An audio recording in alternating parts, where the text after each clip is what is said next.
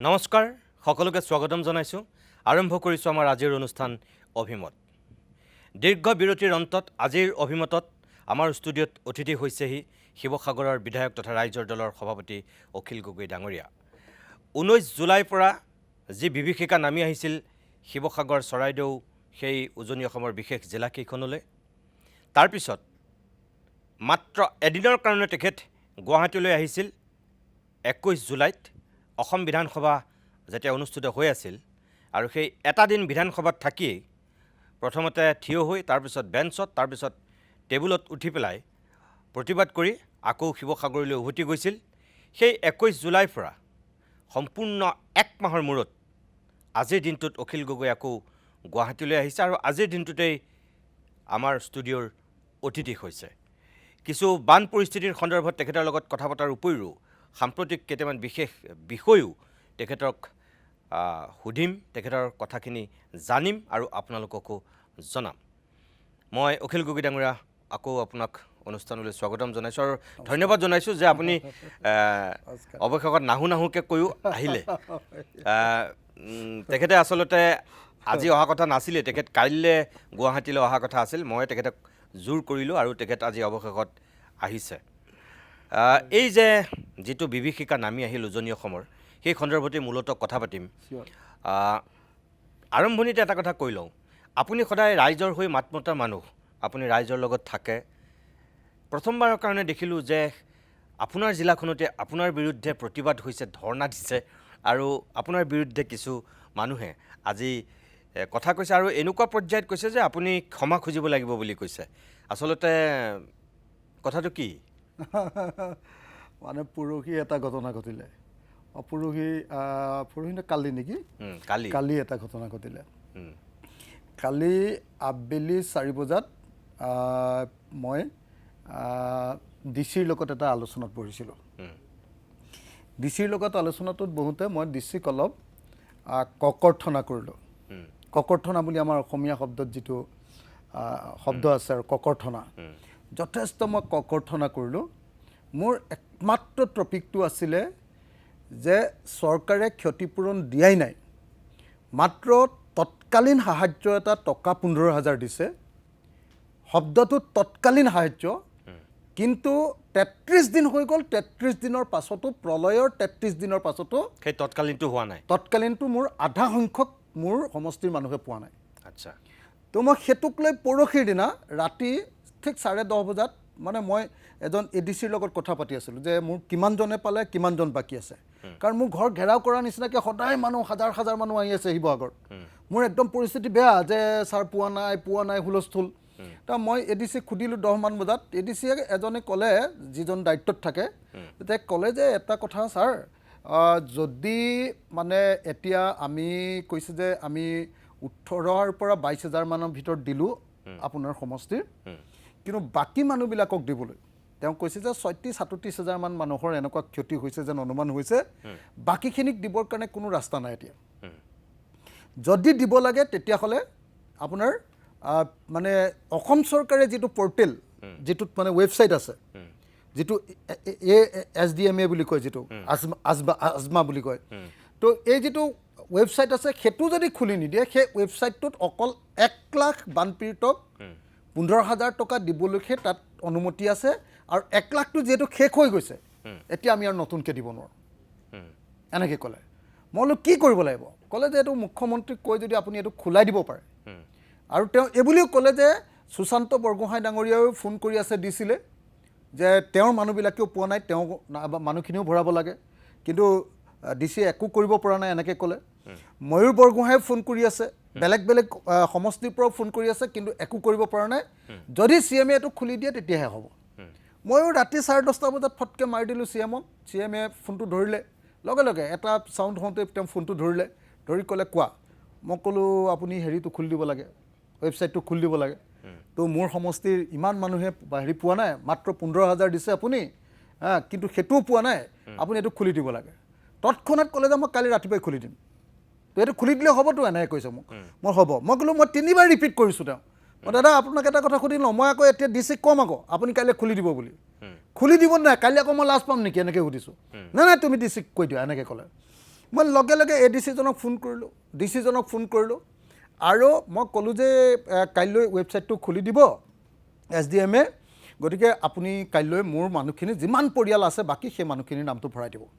আৰু মই ক'লোঁ যে ডিমৌ আৰু হেৰি চব গোটেইকেইটা সমষ্টিৰে ভৰাই দিব আপুনি। তেতিয়া তেওঁ মানে মোক কৈ আছে যে এইটো মানে এনেকুৱা কিবা গণ্ডগোল আছে, টেকনিকেল এনেকুৱা গণ্ডগোল আছে। মই ক'লোঁ এইবিলাক বাদ দিয়ক, মই আপোনালোকৰ গোটেই কথাখিনি বুজি লৈছোঁ ADC-ৰ পৰা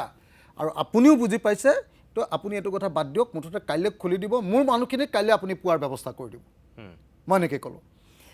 তাৰপাছত ৰাতিপুৱা 10 বজাত মই অসমৰ মুখ্যমন্ত্ৰীলৈ হোৱাটছএপত মেছেজ দিলোঁ, দাদা খুলি দিলে নে নাই বুলি। তেওঁ য়েছ বুলি মোলৈ মেছেজ এটা দিলে, য়েছ বুলি। কিন্তু তাৰপাছত মই ADC সুধিলোঁ খুলি দিলে নাই, কৈছে নাই খোলা। ঠিক 12:30 বজাত মোলৈ ফোন মাৰিছে CM-এ। মই সুধিলোঁ যে দাদা কিয় খুলি দিয়া নাই এতিয়ালৈকে আপুনি? ক'লে তোমালোকৰ DC-য়ে উল্টা পুল্টা কথা কৈ আছে, তোমালোকৰ DC-য়ে মানে নুখুলিলেও হ'ব বুলি কৈছে। মই বোলো কেলে? বোলে তোমাক মই হেৰি লগাই দিওঁ ৰ'বা, মই DC-কো হেৰিয়াত লাইনত লৈ লওঁ। ইফালে DC-ক লাইনত লৈ ল'লে মই আছোঁ, তেওঁ আছে। তো DC-য়ে কৈ আছে যে ছাৰ 8,000 মান মানে ৰিজেক্ট হৈছে, মানে বিভিন্ন কাৰণত, টেকনিকেল কাৰণত। সেইবিলাক যদি আমি হেৰি কৰি লওঁ তেতিয়াহ'লে মিলাই দিব পাৰিম। ইফালে মোৰ ইয়াতে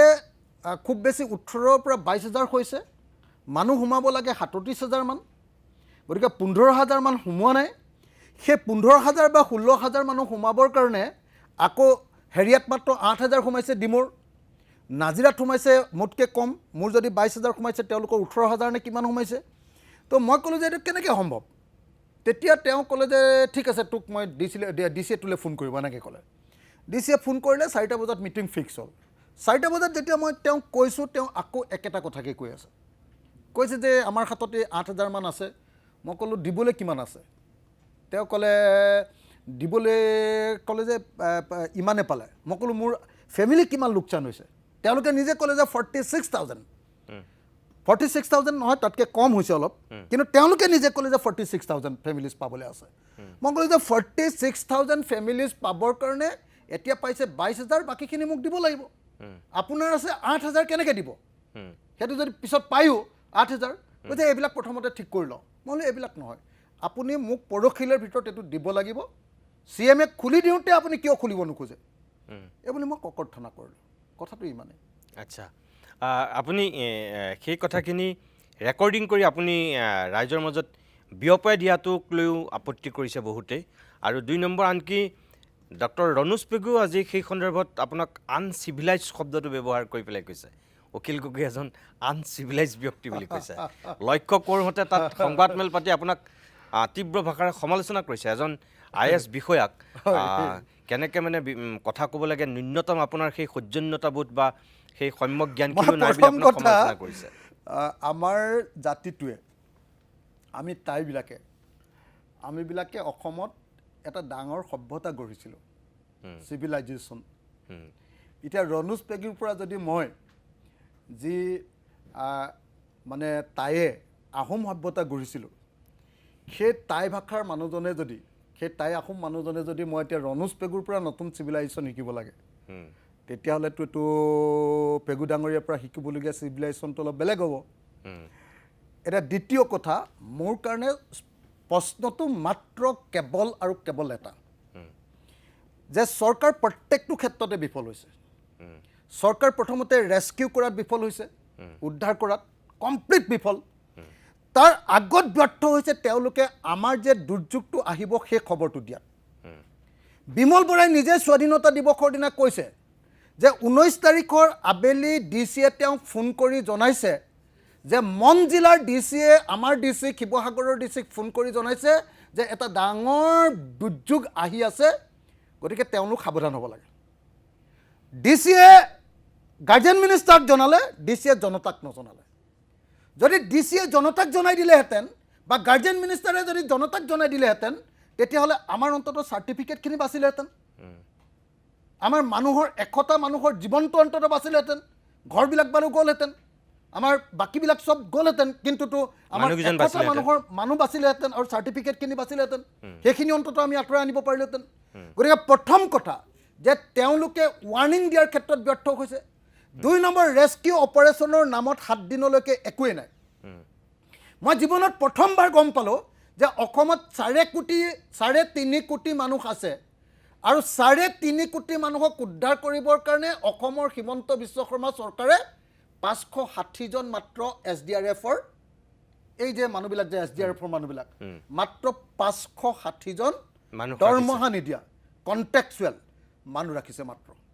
গোটেই অসমখনত মাত্ৰ 15খন নে 16খন নাও আছে আপুনি কল্পনা কৰক গোটেই অসমখনত 3.5 কোটি মানুহক বচাবৰ কাৰণে ষ্টেট গভৰ্ণমেণ্টৰ হাতত 15খন নে 16খন নাও আছে আৰু মাত্ৰ 560 জন মানুহৰ কৰ্মচাৰী হিচাপে ৰাখিছে তাকো তেওঁলোকক দৰমহা নিদিয়ে আৰু সেই নাওবিলাকো বিভিন্ন জিলাত 3খন 4খন এনেকৈ আছে চাগে মই যেতিয়া প্ৰথমতে সুধিছোঁ যে মোক নাও লাগে প্ৰথম মই যেতিয়া সুধিছোঁ মই যেতিয়া কৈছোঁ যে দাদা তেওঁ সুধিছে যে তোমাক কিমান নাও লাগে CMে মই কৈছোঁ মোক 40খন নাও দিয়ক এই গোটেই অসমতে 40খন নাও নাই এনেকৈ কৈছে কৈছে 11খন নাও নগাঁৱৰ পৰা গৈ আছে ৰ'বা গুৱাহাটীৰ পৰা গৈ আছে নগাঁও পাইছেগৈ এনেকৈ কৈছে মোক তাৰমানে আপুনি নিজে কল্পনা কৰক কাইলৈ যদি বৃহৎ নদী বান্ধৰ কাৰণে গুৱাহাটীত যদি ডাঙৰ বানপানী উঠে গোটেই গুৱাহাটীত ডাঙৰ বানপানী উঠে তেতিয়াহ'লে গোটেই অসমত থকা 560 জন মানুহে অকল গুৱাহাটীৰ মানুহখিনিক উদ্ধাৰ কৰিব পাৰিবনে ইয়াত ক'ৰবাত এখন প্লেটফৰ্ম আছেনে যে গুৱাহাটীৰ মানুহখিনি বিপদৰ পৰা ৰক্ষা পাবৰ কাৰণে এটা শ্বেল্টাৰ ল'ব পাৰিব তাৰ কাৰণে কিবা এটা ছিষ্টেম আছেনে ফাৰ্ষ্ট কথা এইবাৰ দুৰ্যোগটোৱে প্ৰমাণ কৰি দিলে যে অসম চৰকাৰ একেবাৰে দুৰ্যোগৰ কাৰণে সাজু নহয় বিফল দুই একদম মানে হেৰি কৰিব নোৱাৰিলে ৰেস্কিউ কৰিব নোৱাৰিলে মানুহ উঠাই আনিব নোৱাৰিলে মই 100 বছৰীয়া মানুহক ৰাতি 8:30 9টা বজাত এনেকৈ নিজে নিজে কান্ধত লৈ আহিছোঁ মানুহ উদ্ধাৰ কৰিব না 7 দিনলৈকে একদম হাত দাঙি দিলে একো নাই মই কৈছোঁ নহয় ক'তো কোনেও উদ্ধাৰ কৰিবলৈ কোনো ব্যৱস্থা নাই এনে লেটেং পেটেংকৈ নাও কেইখনমান লৈ আছে প্ৰত্যেকটো ঠাইত ইফালৰ পৰা চৰাইদেউৰ পৰা ফোন আহিছে ইফালৰ পৰা নাজিৰাৰ পৰা ফোন আহিছে আমুকৰ ফোন আহিছে গোটেই গুৱাহাটীৰ মানুহবিলাকে ফোন কৰিছে অখিল এইটো মানুহক বচা মোৰ হাতত এখন নাও নাই বেলেগ সমষ্টিৰ মানুহৰ কাৰণেও মোৰ হাতত এখনো নাও নাই তো পৰিস্থিতি এইটো তাৰপিছত ৰিলিফ অপাৰেশ্যন নায়েই যদি সেই টেবুলখনত উঠি নিদিলোহেঁতেন মোক এতিয়া চবে অভদ্ৰ কৈ থাকে যে তই টেবুলত উঠি দিছ তো সংসদীয় ব্যৱস্থাত তই এনেকুৱা একদম সাংঘাতিক কাম এটা কৰি দিলি মই যদি সেইদিনা টেবুলত উঠি নিদিলোহেঁতেন অসমৰ মানুহে এনেকৈ ৰিলিফ দিবলৈ গ'লহেঁতেন নেকি অসমৰ মানুহে ইমান ডাঙৰ দুৰ্যোগ বুলি গম পালেহেঁতেন নেকি হিমন্ত বিশ্ব শৰ্মাই নিউজ লাইভত বহি এটা ধুনীয়াকৈ এটা টক শ্ব' কৰি দিলেহেঁতেন আৰু অসমৰ মানুহে ভাবিলেহেঁতেন যে এইটো এটা সাধাৰণ বানপানী ইমান ডাঙৰ 1750 চনত তেনেকুৱা এটা মহাপ্ৰলয় অসমলৈ আহিছিলে বুলি আমি হিষ্ট্ৰীত পঢ়িবলৈ পাওঁ 1750 চনৰ পাছৰ এইটো দ্বিতীয় ডাঙৰ মহাপ্ৰলয় মানে জয়ধ্বজ সিংহৰ দিনত হয় তাৰপাছত আৰু নাই ইমান ডাঙৰ প্ৰলয় তাৰপাছত হোৱা এই ডাঙৰ প্ৰলয়টোক যেতিয়া খোল না ৰেস্কিউ কৰিব পাৰে না ৰিলিফ দিব পাৰে একোৱেই নাই তাৰপিছত তাৎক্ষণিক সাহায্য দিম বুলি ক'লে 15,000 টকা মই হুলস্থুল লগাই আছোঁ যে 10 লাখ টকাকৈ দিব লাগিব ক্ষতিপূৰণ তেতিয়া মই মোৰ হুলস্থুলৰ কাৰণে 15,000টো 25,000 কৰি দিলে শিৱসাগৰ আৰু চৰাইদেউত এতিয়ালৈকে সেই 15,000টো মোৰ সমষ্টিৰ আধা মানুহক দিয়া নাই মই যেতিয়া ডিচিক কওঁ ডিচিয়ে বিভিন্ন পাক লগাই ডিচিয়ে মানে মুখ্যমন্ত্ৰীক তেল মাৰিব লাগে যে তেওঁৰ ছিষ্টেমৰ ভিতৰতে তেওঁ যে 1 লাখ মানুহৰ কাৰণে খুলি দিছে সেই 1 লাখৰ ভিতৰতে আপোনাক কৰি দিম নহয় এইটো বুজাব লাগে মানে ডিচিয়ে ভাল মানুহ হ'ব লাগে মানে গুড মেন বুজিছেনে য়েছ মেন তো এইটো হ'বৰ কাৰণে তাৰমানে মোক কৰি নিদিয়ে আৰে ভাই মই 24 ঘণ্টা মানুহৰ মাজত আছোঁ মানুহ ইমান পানীত আছে ইমান বোকাত এতিয়া আছে মানুহৰ ঘৰৰ একমাত্ৰ যিটো সম্পত্তি আটাইতকৈ ডাঙৰ সম্পত্তি বিচনাখন সেইখনো কমপ্লিটলি বোকা মানে পলকেৰে পুতি পেলালে পলকেৰে সেইটো হয় একদম কমপ্লিট পুতি পেলালে অসমৰ মুখ্যমন্ত্ৰীক সেইকাৰণে মই হাতে ধৰি একদম বোকাৰ এখন ঘৰলৈ লৈ যাম বুলি ভাবি আছিলোঁ সেইদিনা মোক আপোনালোকে বহুতে সমালোচনা কৰি আছে বহুতে কৈছে যে অখিল গগৈ তেল মাৰি দিলে মই তেল চেল একো মনা নাছিলোঁ বাইকটো ভালকৈ চালে আপোনালোকে দেখিব মই তেওঁক বাধ্য কৰিলোঁ একদম পানীত নমাই দিবৰ কাৰণে বাধ্য কৰি দিলোঁ তেওঁলোকেতো কি কৰে একদম ডাইৰেক্টলি হেৰিয়াত নামেগৈ হেলিকপ্টাৰ গৈ তেওঁলোকক একদম ৰেড কাৰ্পেট পাৰি দিয়ে মই বুদ্ধি কৰি মই ঠিক কৰি থৈ দিছোঁ যে এইটো ঠাইত আৰু এইটো ঠাইত তেওঁক পানীত নমামেই মই এইমতে মই পানীত ডুবাই দিছোঁ তেওঁ নিজে নমা নাছিলে নেকি ক'ত নামিছে তেওঁ হেৰিয়াতে নাছিলে চাওক আপোনালোকে নিজৰ অফিচিয়েল হেৰিয়াত চাওক নাই নহয় মই কৈ আগদিনা ৰাতিপুৱা কি কৰিছোঁ আগদিনা হেৰি কৰিলোঁ পিছদিনা ৰাতিপুৱাই মই কি কয় তাতে পীযুষ হাজৰিকাই ডিউটি মাৰি আছেগৈতো পীযুষ হাজৰিকাই ক'লোঁ যে চিএমক ফোনটো লগালে লগত মই দাদাক ক'লোঁ যে CMক ক'লোঁ যে দাদা হেৰি কি কয় আপুনি কিন্তু মোৰ এই দুখন স্কুল একদম গাৰ্লছ কলেজ একদম লগতে শিৱদৌলৰ লগত আৰু এখন স্কুল এনেকুৱা হৈ আছে তাত সোমাব লাগিব তেওঁ কৈ দিলে হ'ব বুলি লগে লগে মই পীযুষ হাজৰিকাক ক'লোঁ ডিচিক ফোন কৰ এই মাত্ৰ প্ৰগ্ৰেমৰ ভিতৰত ভৰা লগে লগে ডিচিক ফোন কৰিলে ডিচিক ফোন কৰি লৈ গ'লোঁ মই লৈ গৈ মানুহজনেও কি হৈ গ'ল যে মই যে সেইকেইদিন হেৰি কৰি আছোঁ মানুহে মোক বিৰাট বেছিকৈ প্ৰশংসা কৰি আছে গতিকে সেই প্ৰশংসাটো কমাব লাগে গতিকে মোতকৈ বেছি জোৰে জাপ মাৰি দিলে পানীত হিমন্ত বিশ্ব শৰ্মাই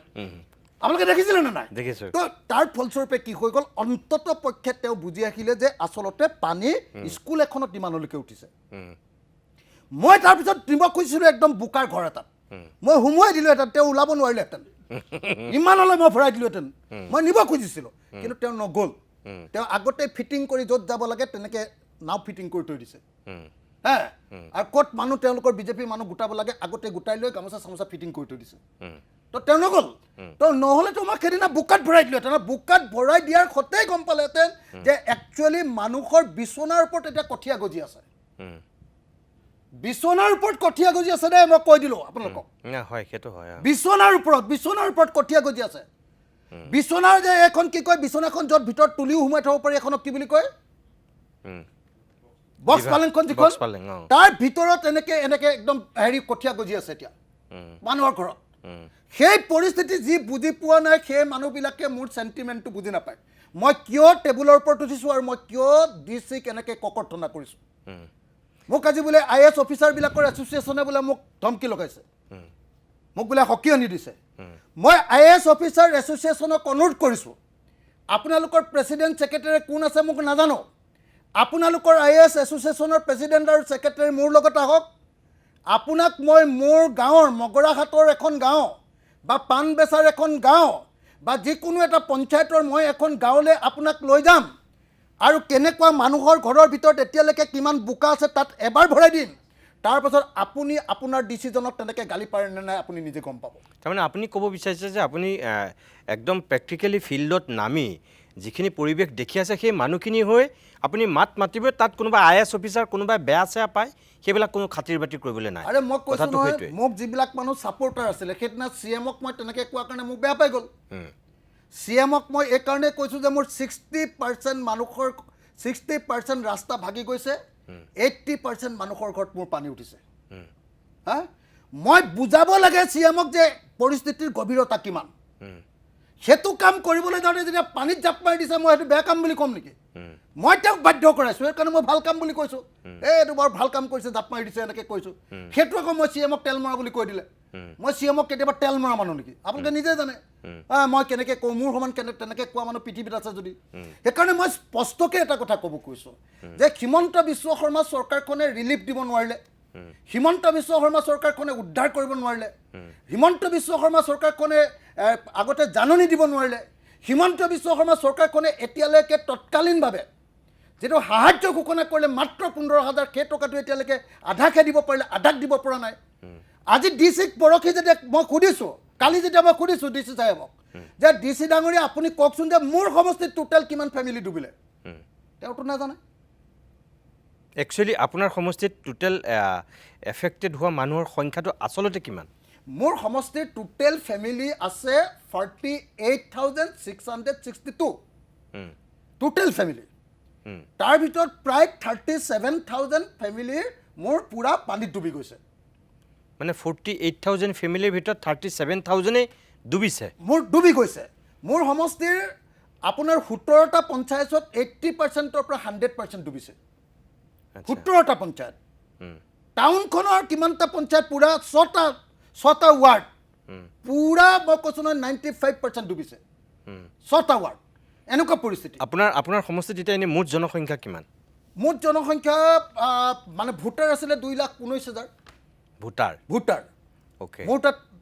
তাত ফেমিলি আছে 48,662 সেই 48,662ৰ ভিতৰত 37,000 ফেমিলি ডুবি গ'ল তাৰ ভিতৰত 18,000 পৰা 22,000ক এতিয়ালৈকে হেৰি দিছে তাৰমানে আপোনাৰ 90% মানুহে আপোনাৰ ডুবিছে 80% মান 85% মান ডুবিছে 85 মান ডুবিছে এতিয়া সেই মানুহবিলাকে মোক 24 ঘণ্টা মই আপোনাক ক'লোঁ যে এই সময়খিনিৰ ভিতৰত মই 6 কোটিৰ পৰা 7 কোটি টকা মানুহৰ মাজত বিলাইছোঁ মোৰ জীৱনৰ যদি ৱাইফৰ কিবা ইনকাম আছিলে সেইটোও লৈ গৈছোঁ মোৰ ঘৰৰ পৰিয়ালৰ ককাইদেউ নবৰ ঘৰৰ যি জমা আছিলে সেইখিনিও লৈ গৈছোঁ অৰ্কিড পাৰ্কৰ মোৰ বাকচে চাকচে য'ত যিমান আছিলে সেইবিলাকো লৈ গৈছোঁ মোৰ যিমান বন্ধুবৰ্গ আছে সবকে মই ব্লেকমেইল কৰিছোঁ যে তই যদি এতিয়া নিদিয় মোৰ লগত আৰু তোৰ সম্পৰ্ক নাই 7 কোটিমান টকা মই নগদ এনেকৈ মানুহৰ মাজত বিলাই দিছোঁ মানুহৰ মাজত বিলাই দিছোঁ আপোনাক ৰাইজে খিনি সহায় কৰিছে উপায় নাই মানে মানুহে পইচা দিছে এইবিলাক মোৰ যিখিনি নিছোঁ মই কিমান খুব বেছি 2.5 কোটি টকা নিজে জেনেৰেট কৰিছোঁ আৰু বাকী মানুহে দিছে বাকীখিনি পইচা গোটেই পইচা মোৰ এক পইচা নাই আজি যেতিয়া ঘৰলৈ সোমাই আহিছোঁ সোমাই সেই ঘৰ ভাড়া এটা দিবলৈ মোৰ বাকী আছিলে 11,000 টকা সেইটো শ্ৰীমতীৰ পৰা খুজিছোঁ যে দেচোন মোৰ হাতত 1 টকাও নাই 300 টকা আছে তই 11,000 টকাটো দেচোন তাইৰ পৰা লৈছোঁ মালিকক দিছোঁ ঘৰ ভাড়াটো তাৰপিছত মই আপোনাৰ ইয়ালৈ ওলাই আহিছোঁ তো গতিকে মই এটা কথা স্পষ্ট কৰি দিওঁ যে অসম চৰকাৰ সকলো ক্ষেত্ৰত ব্যৰ্থ হৈছে অসম চৰকাৰে 15,000 টকা দিবৰ কাৰণে অকল মই ডিচিক গালি পাৰি থাকিলে একো লাভ নাই হিমন্ত বিশ্ব শৰ্মাই অকল 1 লাখ মানুহকে দিব পাৰিবি বুলি চাবি লগাই থৈ দিছে অথচ মানুহৰ ক্ষতি হৈছে 2 লাখ কিমানটা পৰিয়াল তাৰমানে কি তেওঁ ভিতৰি বেলেগ কৰিছে বাহিৰত বেলেগ কৰিছে নেকি সেইটোকে জানিবা মই তেওঁ যিহেতু তেওঁ ভাবি আছে যে মই বিৰাট ডাঙৰ আন্দোলন এটা কৰিম গতিকে মোলৈ ভয় খাই আছে তেওঁ গতিকে মই কৈ দিলোঁ যে আপুনি খুলি দিয়ক নহ'লে কিবা কিবি হ'ব কিন্তু তেতিয়া তেওঁ কি কৰিলে এইটো খুলি দিব বুলি ক'লে ডিচি এতিয়া কয় যে না আপোনাক এইটো ভিতৰতে মিলাই দিম নহয় ছাৰ মই নহয় আপোনাক হয়তো মুখ্যমন্ত্ৰীয়ে কওঁতে কৈছে কিন্তু মনে মনে চাগে ডিচিক আকৌ বেলেগ ধৰণে কৈছে ডিচিক যদি বেলেগে কৈছে তেতিয়াহ'লে ডিচিক গালিটো হিমন্ত বিশ্ব শৰ্মাৰে গালি খাইছে একেটাই গালি মই তাৰমানে যিটো ডিচিক গালি পাৰিলোঁ বা ককৰ্থনা কৰিলোঁ সেইটো হিমন্ত বিশ্বকে পাৰিলোঁ তেতিয়াহ'লে তেওঁ যদি 2 নম্বৰী কৰিছে কথাটোতো সেইটো ন মোৰ কাৰণে মানুহৰ এই সমস্যাটো মোৰ জীৱনৰ অংশ এওঁলোকৰ কাৰণে মই বেছি পাব্লিচিটি পাইছোঁ বুলি তেওঁলোকে গৈ পানীত জাপ মাৰি দিছেগৈ তেওঁলোকৰ কাৰণে নাটক তাৰমানে কি বানপানীক লৈ ক'ৰবাত কম্পিটিশ্যন হ'ল নেকি পুৰা কম্পিটিশ্যন আপুনি চাওক এই সময়খিনিত গাৰ্জেন মিনিষ্টাৰ নামৰ বিমল বৰা নামৰ এজন মানুহ আছে তেওঁ বেলেগ ক'লেও যোৱা নাই অকল শিৱসাগৰ সমষ্টিত বহি আছে তেওঁ 2খন ডিষ্ট্ৰিক্টৰ গাৰ্জেন মিনিষ্টাৰ ক'লেও যোৱা নাই অকল শিৱসাগৰ সমষ্টিত যে অখিল গগৈ হিমন্ত বিশ্বই কৈছে যে অখিল গগৈ বেছি পাব্লিচিটি পাইছে ইউটিউবাৰে তাৰ কথা বেছিকৈ কিবা ৰিল বনাইছে তাত নিদিবি তই নিজে বনাই দে 24 ঘণ্টা তাত ৰৈ আছে মই আপোনাক সোধা কথাই আছিলে মাজতে আপোনালোক দুজনৰ মাজত পূৰা একদম সাপ নেউলৰ দৰে সম্পৰ্ক এটা হৈছে বিমল বৰা আৰু আপোনাৰ মাজত হিমন্ত বিশ্ব শৰ্মাক যেতিয়া সাংবাদিকে সুধিছিল তেতিয়া কৈছে যে এজন অভিভাৱক মন্ত্ৰী আনজন তাৰ স্থানীয় বিধায়ক আৰু দুইজনৰ মাজত অকণমান কম্পিটিশ্যন হ'বই আৰু সেই কম্পিটিশ্যনটো যোগাত্মক হ'লে ভাল আৰু তেখেতে কিন্তু ভালকৈ কৈছিলে মানে কি হৈছিলে জানা নাই তেখেতে মোক এই সময়ত বেয়াকৈ ক'ব নোৱাৰে কাৰণ জানে যে মই মানুহৰ লগত যি ধৰণে ইনভলভ হৈ আছোঁ মোক বেয়াকৈ কোৱা মানে গোটেই আপাৰ আছামৰ মানুহে বেয়া পোৱা গোটেই অসমৰ মানুহে চেঞ্চিটিভ মানুহবিলাকে বেয়া পোৱা গতিকে তেওঁ এজন টেঙৰ বুদ্ধিয়ক মানুহ মানে আপুনি যিখিনি কষ্ট কৰি আছিল গোটেই অসমৰ মানুহে যিহেতু দেখি আছিল আৰে আপোনাক মই ক'লোঁ নহয় যদি মই টেবুলত নুঠিলোহেঁতেন হয় যদি মই তেনেকৈ ঘূৰি মোৰ ফেচবুক আৰু মিডিয়াত নিদিলোহেঁতেন এইটো অসমৰ ইমানকণ সমস্যা বুলি হিমন্ত বিশ্ব শৰ্মাই ধুনীয়াকৈ আপোনালোকক বুজাই দিলেহেঁতেন আপোনালোক মিডিয়াবিলাককো বুজালেহেঁতেন বুদ্ধিজীৱীকো বুজালেহেঁতেন অসমৰ মানুহকো বুজালেহেঁতেন মই তেওঁৰ গোটেই অংকত পাল্টা কৰি দিলোঁ মই গোটেইখন খেলি মেলি কৰি দিলোঁ গতিকে তেওঁ মোক মিনিমাইজ কৰিবৰ কাৰণে বহাই দিলে হেৰিয়াক বিমল বৰাই কি কৰিলে চাই য'ত বিজেপিৰ মানুহ আছে বিজেপিৰ মানুহৰ হাতত ৰিলিফটো দি পঠিয়াই আৰু অকল বিজেপিৰ ফেমিলিত দিবলৈ দিয়ে এই যে বিজেপিৰ পৰা যে এইটো মেখেলা চাদৰ গৈছিলে মেখেলা চাদৰ কিমান শিৱসাগৰ মানুহে পালে সোধকচোন আপুনি এতিয়াও সেই মেখেলা চাদৰ টোপোলা এতিয়াও তেওঁলোকৰ ৱাৰ্ড মেম্বাৰৰ ঘৰত এতিয়াও জমা হৈ আছে বুজিছেনে তো বিমল বৰাই কি কৰিছে যে এই বস্তুবিলাক তেওঁলোকৰ নিজৰ মানুহৰ ঘৰত জমা কৰি ৰাখিছে আৰু তাৰ বিৰুদ্ধে যেতিয়া স্থানীয় মানুহে ধৰিছে বিমল বৰাই যিজনে প্ৰতিবাদ কৰিছে তেওঁক জেলত ভৰাই দিছে মই উল্টাই বিমল বৰাক দম দিছোঁ মইতো ডিচিক কি দম দিছোঁ বিমল বৰাক তাতকৈ 1000 গুণ ডাঙৰকৈ দম দিছোঁ মই ক'ত তই ইয়াত ইমান ডাঙৰ দাদা ওলাবলৈ আহিলি শিৱসাগৰত যে তই মানুহ তই নিজে গোটেই বস্তুবিলাক লুকুৱাই দিছ ৰিলিফত অহা বস্তু তাৰ বিৰুদ্ধে মানুহে প্ৰতিবাদ কৰিছে আৰু সেই প্ৰতিবাদ কৰা মানুহটোক তই জেলত ভৰাইছ তাৰমানে বানপানীক লৈ ৰাজনীতি হৈছে নেকি 100% ৰাজনীতি হিমন্ত বিশ্ব শৰ্মাই কৰিছে আৰু কেৱল এটাই বস্তু মনত ৰাখিব দেই এবাৰ 10% ৰিলিফে অসম চৰকাৰে দিছে 90% ৰিলিফে দিছে জনতাই মানুহে ইউটিউবাৰে বাহিৰৰ পৰা অহা মানুহে সাধাৰণ মানুহবিলাকে সব 90% ৰিলিফে দিছে মই একদম একদম খাটাংকে ক'ব পাৰোঁ যে হিমন্ত বিশ্ব শৰ্মা চৰকাৰ নথকা হ'লে হিমন্ত বিশ্ব শৰ্মা মানে এই মেনেজ বাষ্টাৰ নথকা হ'লে এই দুৰ্যোগটোৰ পৃথিৱীৰ এটা অত্যন্ত ডাঙৰ দুৰ্যোগ ৰূপে পৰিগণিত হ'লে যিমানকণ কৰিব পাৰিছোঁ সিমানকণ উলিয়াইছোঁ নহ'লেতো এই যে বাহিৰৰ নেশ্যনেল মিডিয়া চেডিয়াবিলাক কেলে আহি গ'ল নেশ্যনেল কি কয় আপোনাৰ ইউটিউবাৰবিলাক কেলে আহি গ'ল এইবিলাকতো চব নাইকিয়া কৰি দিলেহেঁতেন হুলস্থুল কৰি এনেকুৱা পৰিস্থিতিৰ সৃষ্টি কৰি দিলোঁ যে উপায় নাপায় কি হৈ গ'ল যে তেওঁ কিছুমান কাম কৰিবলগীয়া হৈছে মোক দেখুৱাবৰ কাৰণে 15,000 টকা দিম মই কোৱাৰ কাৰণেহে কৰিছে 25,000 টকা সেইটো কৰি দিম মই হাল্লা কৰাৰ কাৰণেহে কৈছে এতিয়া কৈছে যে 1,70,000 টকাৰ পৰা গাঁৱত 3,85,000 ভিতৰত দিম বুলি কৈছে মই কৈছোঁ যে নহ'ব এইটো 10 লাখ দিব লাগিব তাৰ কাৰণে 25 তাৰিখৰ দিনা গণসমাৱেশ দিছোঁ শিৱসাগৰত আৰু চাব যে গণসমাৱেশ দিয়াৰ পাছতো যদি এইটো বৃদ্ধি নাপায় তেতিয়াহ'লে দেখিবলৈ পাব যে এইটোক লৈ ইমান ডাঙৰ আন্দোলন হ'ব যে হিমন্ত বিশ্ব শৰ্মাৰ গাদী মই কপাই দিম মই আজি আপোনাক কৈ থৈ গৈছোঁ হয় নে নহয় আপুনি নিজে চাবলৈ কোন তাৰিখে দিছে গণসমাৱেশ 25 তাৰিখৰ দিনা গণসমাৱেশ দিছোঁ এখন বহুত ডাঙৰ নিদিওঁ 5,000 পৰা 10,000 মানুহৰ গণসমাৱেশ দিছোঁ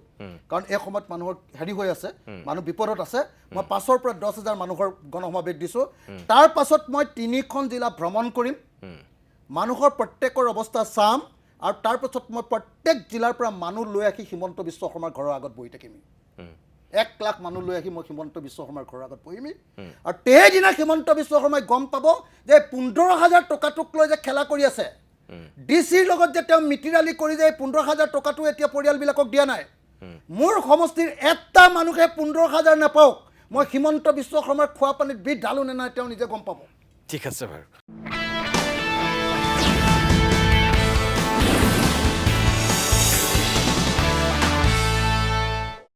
ইতিমধ্যে আপোনালোকে গমেই পাইছে আজি আমাৰ অভিমতৰ অতিথি হৈছে শিৱসাগৰৰ বিধায়ক ৰাইজৰ দলৰ সভাপতি অখিল গগৈ ডাঙৰীয়া মই আকৌ আপোনাৰ কাষলৈ আহিছোঁ আপুনি কৈছে মুখ্যমন্ত্ৰী হিমন্ত বিশ্ব শৰ্মাক আপুনি প্ৰশংসা কৰাৰ এটা কথা কিছু সময় পূৰ্বে যিটো কাৰণে আপোনাক বহুতে সমালোচনা কৰা বুলিও কৈছে আপুনি সেই পানীত নমা কথাটোক লৈ যিটো কথা কৈছিল সেইটোক লৈ চাগে আপোনাক কিছুমান মানুহে সমালোচনা কৰিছিল মোৰ যিমান দূৰ মনত আছে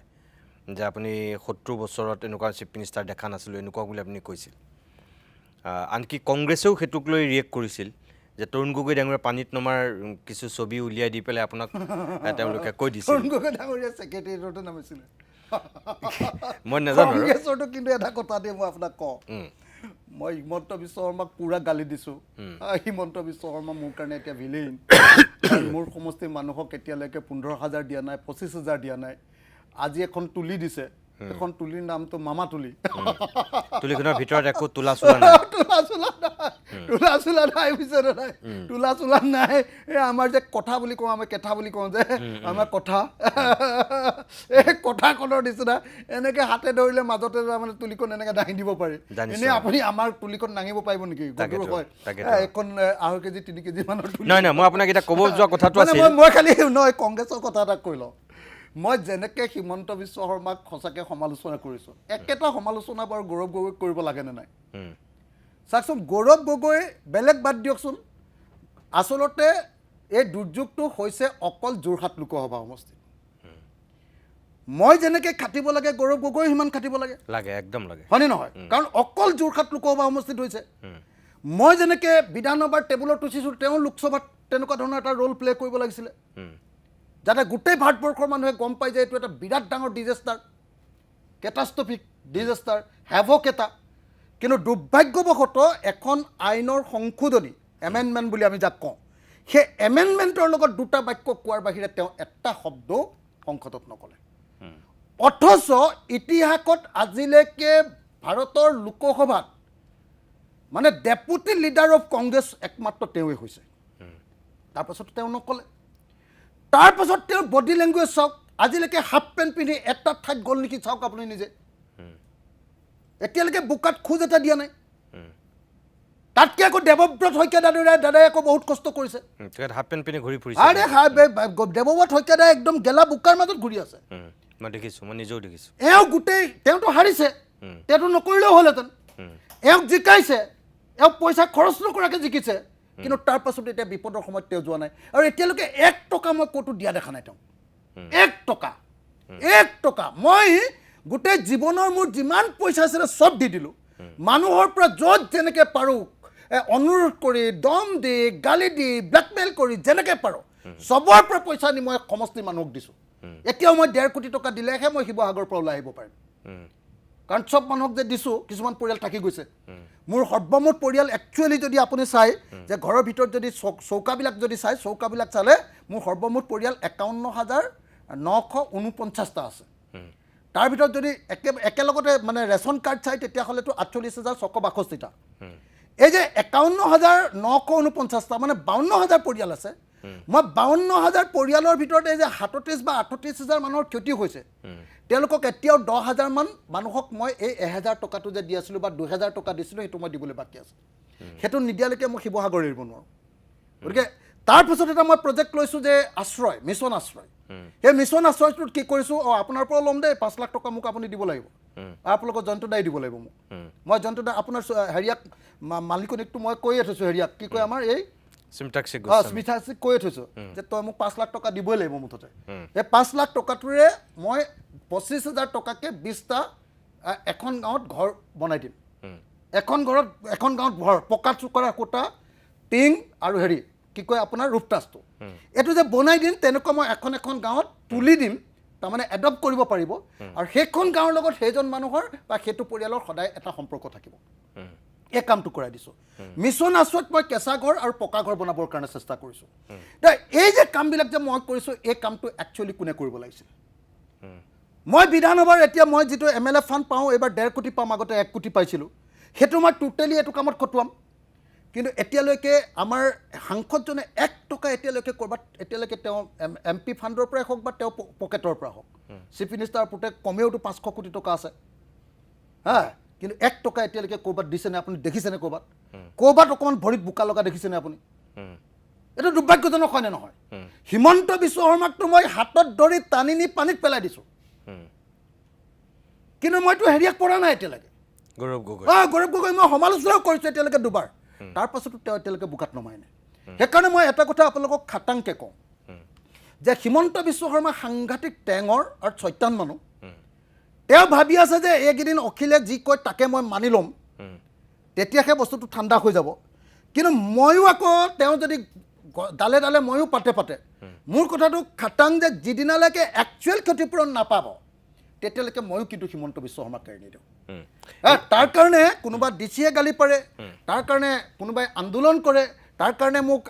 IAS অফিচাৰবিলাকৰ ইউনিয়নে মোক গালি দিয়ে আৰু মোক বয়কট কৰে যি কৰে কৰি যাব পৃথিৱীখন যদি লুটিও খাই যায় তথাপিও মোৰ এই 3খন জিলাৰ প্ৰত্যেকটো পৰিয়াল যাৰ ঘৰত পানী সোমাইছে তেওঁলোকে যদি ক্ষতিপূৰণটো নাপায় তেতিয়াহ'লে মই হিমন্ত বিশ্ব শৰ্মাৰ কলিজা খাই দিম মই আপোনাক ক'বলৈ যোৱা কথাটো আছিল সেইটোৱেই আপুনি অকণমানকৈ চুইছিলে যে কংগ্ৰেছৰ ফালৰ পৰা আপোনাক সমালোচনা কৰিছে যদিও আপোনাৰ আৰু কংগ্ৰেছৰ দেৱব্ৰত শইকীয়াৰ মাজত এটা বস্তু মিল আছিল কি দেৱব্ৰত শইকীয়াই যিখিনি কথা কৈছে এই শেহতীয়াকৈ অহা যিটো বান বা বিভীষিকা আহিল তাৰ যিটো উৎস তেখেতে বহুত দিনৰ আগতেই কৈছিল একেটা কথাই কিন্তু আপুনি প্ৰথমখন যেতিয়া এই বান অহাৰ পিছত যিখন আপুনি ফাৰ্ষ্ট সাংবাদিক সম্বোধন কৰি যিখন সংবাদমেল আপুনি শিৱসাগৰৰ পৰা দিছিল আপুনি তাতো সেই কথাকেইটাই কৈছিল আৰু আপুনি কৈছিল যে মোক আৰু অলপ সময় লাগিব মই অধ্যয়ন কৰিব লাগিব এতিয়া 1 মাহ হৈ গ'ল আপুনি নিজাববীয়াকৈ আপোনাৰ ফালৰ পৰা মই চৰকাৰৰ কথাটো কোৱা নাই যে যিখিনি আপুনি অনুসন্ধান চাগে কৰিলে কিবা এটাতো আপুনি কৰিছে যে সঁচাকৈ পৰৱৰ্তী সময়তো আমি গম পালোঁ যে ক্লাউড বাষ্টৰ কথা যিটো কৈছিল বা নাগালেণ্ডত হোৱা অত্যাধিক বৰষুণৰ কাৰণে পাহাৰ খহি অহাৰ পৰা ধৰি যিখিনি কথা আমি গম পালোঁ তাৰ বাহিৰেও আপোনাৰ মতে সঁচাকৈ এইটোতো যোৱা 100 বছৰত নোহোৱা এটা ঘটনা ন আৰু আপুনি নিজেই কৈছে কিছু সময় পূৰ্বে জয়ধ্বজ সিংহৰ দিনত 1750ত যিটো হৈছিল জয়ধ্বজ সিংহৰ দিনত হোৱা এটা তেনেকুৱা দুৰ্যোগ আছিল তাৰপিছত আৰু এনেকুৱা দুৰ্যোগ হোৱা নাই সঁচাকৈ আমিও এই উজনি অসমত এই 3খন জিলাত 100 মানুহ মৰা এইটো আমাৰ জীৱনত প্ৰথম ঘটনা দেখিছোঁ আমি এনেকুৱাকৈ মোক এতিয়া আপুনি কওকচোন যে আচলতে এই প্ৰলয়টোৰ মানে অত্যাধিক বৰষুণৰ কাৰণে হ'ল নে সঁচাকৈ নদী খনন প্ৰকৃতি ধ্বংস কয়লা খননৰ পৰা আৰম্ভ কৰি তাত একোটা যে হ্ৰদ সৃষ্টি হৈ থাকিল সেইবিলাক একেবাৰে ধাহিমুহি নামি অহাৰ কাৰণে এই ভয়ংকৰ এই শান্ত দিখৌখনে এনেকৈ এটা ভয়ংকৰ ৰূপ ধাৰণ কৰিলে কোনটো মানে এইটোৰ ওপৰত মই একদম চিৰিয়াছলি এটা টিম পঠিয়াই তাৰপিছত এই ওপৰত গৈ যে ফটো লৈ এখন কি বুলি কয় ড্ৰোন লৈ এটা টিম পঠিয়াই চাইণ্টিফিক ষ্টাডি এটা কৰাইছিলোঁ একচুৱেলি কিয় হ'ল আৰু তাৰ কাৰণে মই নিজে IITৰ প্ৰফেচাৰ গুৱাহাটী ইউনিভাৰ্চিটিৰ প্ৰফেচাৰ ডিব্ৰুগড় ইউনিভাৰ্চিটিৰ প্ৰফেচাৰ আৰু মোৰ বাহিৰত থকা বন্ধু কিছুমানৰ পৰা একচুৱেল তথ্যটো ল'ব খুজিছিলোঁ যে একচুৱেলি এই যিটো ক্লাউড ব্ৰাছ বুলি কয় এইটোনো কি বস্তু তেতিয়া মই গম পালোঁ যে একচুৱেলি ক্লাউড ব্ৰাছ মানে হ'ল যদি এটা ঘণ্টাত 100 মিলিমিটাৰ বৰষুণ হয় এইটোক কয় ক্লাউড ব্ৰাষ্ট কিন্তু সেইদিনা 19 তাৰিখৰ দিনা আচলতে নাগালেণ্ডত বৰষুণ হৈছিলে 1 ঘণ্টাত নহয় 24 ঘণ্টাত 137 মিলিমিটাৰ গতিকে IMDয়ে কৈছে ইণ্ডিয়ান মেট্ৰলজিকেল ডিপাৰ্টমেণ্টে কৈছে যে এইটো ক্লাউড ব্ৰাষ্ট মুঠেও নহয় এইটো হিমন্ত বিশ্ব শৰ্মাই সৃষ্টি কৰি লোৱা ক্লাউড ব্ৰাষ্টহে এইটো মিছলীয়া হিমন্ত বিশ্ব শৰ্মাৰ কল্পকাহিনী এইটো 1 নম্বৰ কথা 2 নম্বৰ মই এখন ইণ্টাৰনেশ্যনেল পেপাৰ পঢ়িলোঁ ইণ্টাৰনেশ্যনেল পেপাৰখন মই সেইদিনা হাৰিয়াত দিছিলোঁ আজি লৈ আহিবলৈ থাকি গ'ল ইণ্টাৰনেশ্যনেল পেপাৰখনত পৃথিৱীৰ 7খন দেশৰ আটাইতকৈ ডাঙৰ বিজ্ঞানীবিলাকে সেই পেপাৰখনত কৈছে যে একচুৱেলি নাগালেণ্ডত সেই জিলাখনত যিটো বৰষুণ হয় সেই বৰষুণৰ গোটেই হিষ্ট্ৰীটোৰ তালিকাখন দি দিছে যে সেইদিনা খোৱা বৰষুণটো কোনো পধ্যে কোনো বছৰে খোৱা বৰষুণতকৈ বেছি নহয় আচ্ছা এইটো মিছা কথা বুলি কৈছে যে আগতেও বৰষুণ হয় তাতকৈ বেছি বৰষুণ হয় কিন্তু সেইদিনা অলপ কমেই বৰষুণ হৈছিলে কিন্তু তেওঁলোকে 5টামান কাৰণ দেখুৱাইছে যে বিভিন্ন ধৰণৰ তেওঁলোকে গছ কটা কিবা কিবি তেওঁলোকে চাইণ্টিফিক শব্দ ব্যৱহাৰ কৰিছে মই তাৰ পৰীক্ষা কৰিবলৈ টিম পঠিয়াই দিছিলোঁ নিজৰ পইচা খৰচ কৰি নাগালেণ্ডলৈ পঠিয়াই দিছিলোঁ নাগালেণ্ডলৈ যেতিয়া পঠিয়াই দিওঁতে তেওঁলোকে প্ৰথম ক'লে যে একচুৱেলি কি হৈছে যে নাগালেণ্ডৰ এই পাহাৰৰ ওপৰত সাংঘাতিক ধৰণৰ কয়লাৰ খনি বহি গৈছে সাংঘাতিক ধৰণৰ কয়লাৰ খনি আৰু কয়লাৰ খনি খানিবৰ কাৰণে এইখন যে দিখৌ নামি আহিছে এই দিখৌখনত মানে দুইখন দিখৌৰ দুইটাৰ পাৰৰ পৰা কয়লা আনিবৰ কাৰণে এই দিখৌখনৰ ওপৰত 5টা এনেকুৱা কফাৰ ডেম শিলেৰে নিৰ্মাণ কৰিছে বান্ধ নদীখন ভেটি লৈছে তাৰমানে 5টা ঠাইত এই 5টা ঠাই দি তাৰমানে ডাম্পাৰবিলাক আৰু হেৰিবিলাক অহা যোৱা কৰে আৰু সেইবিলাকে কয়লাবিলাক অনা নিয়া কৰে তো এই যে অনা নিয়া কৰিবৰ কাৰণে এই 5টা যে ডেম বনাই লৈছে ডেম যে বনাই লৈছে বান্ধ বনাই লৈছে এই 5টা ডেমৰ কাৰণে দিখৌ নদীখনৰ ওপৰৰ ভাগটোত পানীটো জমা হৈ গৈছে বহুদিন ধৰি মানে এই গোটেই বাৰিষা কালৰ গোটেই পানীখিনিয়ে ওপৰৰ ভাগত জমা হৈ গৈছে সেই কেটছমেণ্ট এৰিয়াটো সেই গোটেই এৰিয়াটো 350 কিলোমিটাৰমান হ'ব পাৰে বুলি মোক বিভিন্নজনে কৈছে যে এই গোটেই এৰিয়াটোতেই গোটেই পানীটো জমা হৈ আছে সি নিজে এটা ডাঙৰ ৰিজাৰ্ভাৰ যেনেকৈ ডেমবিলাক বনালে সেইটো বনাই লৈ এই কফাৰ ডেমটো বনাই লৈ ৰিজাৰ্ভাৰটো বনাই সেই ৰিজাৰ্ভাৰটো এটা তাৰমানে তেহেঁতি নিজে আৰ্টিফিচিয়েল ৰিজাৰ্ভাৰ এই কয়লা খননৰ কাৰণে বনাই পেলালে 5টা এনেকুৱা ডেম তাৰপাছত কি কৰিলে গোটেই দিখৌৰ দুইটা ছাইডে গোটেই কয়লা খনন কৰি পেলালে এটা এৰিয়া নাইকিয়া কৰি তাত এইটো ইতিমধ্যে দেখুৱাইছে বিশেষকৈ প্ৰাণজিৎ শইকীয়া আছাম টকৰ যিজন এডিটৰ তেওঁ খুব ভালকৈ দেখুৱাইছিলে যে তেওঁ আৰু মোৰো তাৰপিছত হেৰিয়াত আহি গ'ল পূৰা কি কয় এইটো এইখনত ওপৰৰ পৰা লোৱা হেৰিখনত আৰু ড্ৰোনখনত মই আজি আচলতে লৈ আহিব পাৰিলোহেঁতেন আপোনালোকে ভিডিঅ'কেইটা তো তাত আহি গ'ল যে একচুৱেলি তাত ডাঙৰ ডাঙৰ লেক আকৌ সেই পাহাৰবিলাকত হৈছে যিবিলাকত পানী জমা হৈ আছে যেতিয়া পূৰা বৰষুণ হ'ল পাহাৰবিলাক ভাগিলে ৰাস্তা ভাগিলে সেই লেকবিলাকৰ পানীবিলাকো তললৈ নামি আহিলে আকৌ সেই 5টা যে ডেম বনাইছিলে হেৰিয়াৰ শিলৰ যে ডেম বনাইছিলে অকণমান পানী যাবৰ কাৰণে হেৰিখনত ফুটা ৰাখিছিলে সেই গোটেই ডেমকেইটা একেলগতে ভাঙি লৈ আহিলে ভাঙি লৈ অহাৰ লগে লগে ওপৰত ইমান দিন ধৰি জমা হৈ থকা গোটেই পানীখিনি একেলগতে গুচি অহাৰ কাৰণে আটাইতকৈ ডাঙৰ প্ৰব্লেমটো হ'ল কি যে দিখৌখন আপোনালোকে যদি দিখৌৰ গঠনটো লক্ষ্য কৰে এইটো বস্তু এই গঠনটো মই দেখিছিলোঁ যে এজন সাংবাদিকে আমাৰ উৎপল বৰা নামৰ এজন যোৰহাটৰ সাংবাদিকে দিখৌৰ গঠনটো খুব ভালকৈ দেখুৱাইছিলে নদীৰ পাৰটো দিখৌৰ গোটেই নদীৰ পাৰটো তাৰমানে শিলেৰে গঠিত সেইটো হয় ওপৰত অকল মাটি আছে অকল ওপৰতহে অকণমান মাটি আছে গোটেইটো একদম শিলেৰে গঠিত সেই গোটেই শিলবিলাক সিহঁতে খান্দি দিলে সেই গোটেই শিলবিলাক খান্দি খান্দি খান্দি খান্দি একদম পাহাৰৰ ওপৰৰ পৰা তললৈকে য'ত এতিয়া যে নেপালী খুঁটি হৈছে তাৰ তললৈকে কি কৰিছে তাৰ তলৰ কেইখনমান বাগান পৰ্যন্ত টোটেলি খান্দি পেলালে আৰু আটাইতকৈ ডাঙৰ কথা সেই শিল খননৰ এটা হেৰি মই দেখিছিলোঁ তাত হয় হয় মানে ওপৰত অলপ মাটি তলটো গোটেইটো শিল একজেক্টলি সেইটোৱে এই গোটেই শিল মানে আপুনি কল্পনা কৰিব নোৱাৰিব যে এখন চাহ বাগান মানে আমাৰ উজনি অসমত কিমান ডাঙৰ সকলোৱে জানে অতি কমেও 500 হেক্টৰ মাটিৰ চাহ বাগান 500 হেক্টৰ মানে 3500 বিঘা মাটিৰ চাহ বাগান সেই গোটেই বাগান দীঘলে পথালিয়ে গোটেইটোৱে মাটি হেৰি খান্দি দিলে দটো হ'ল আপোনাৰ পূৰা 10টা হাতী পুত যাব পৰা তাত শিল খান্দি দিলে ইফালে সেই সময় সেই ঠাইখিনি গোটেইখিনিতে দিখৌ নদীত 24 কিলোমিটাৰ আকৌ হেৰি নাই মথাউৰিও নাই তাৰ ফলস্বৰূপে কি হৈ গ'ল দিখৌখনৰ নিজৰ কোনো এই যে শিলবিলাক খান্দি দিলে সাইণ্টিফিকেলি এটা নিয়ম আছে যে নদীত যদি 1 কেজিৰ এটা শিল থাকে তাৰ তলত 3 কেজি বালি থাকে এই শিলটো যেতিয়া নদীখনৰ পৰা খান্দি দিলে নদীৰ পাৰটোৰ পৰা খান্দি দিলে গোটেই বালিবিলাক নামি আহি আমাৰ দিখৌখন পুতি পেলালে দিখৌখন পুতি পেলোৱাৰ কাৰণে দিখৌত যেতিয়া পানী আহিলে এতিয়া যেতিয়া দিখৌখন এনেকৈ পুতি পেলালে চাৰিওফালে গুচি গ'ল মথাউৰি নাই আকৌ সেইবিলাক গাঁতবিলাক আছে চাৰিওফালে গুচি গ'ল ডেভাষ্টেশ্যন লুখুৰাখন গাঁও মই য'ত জন্ম লাভ কৰিছোঁ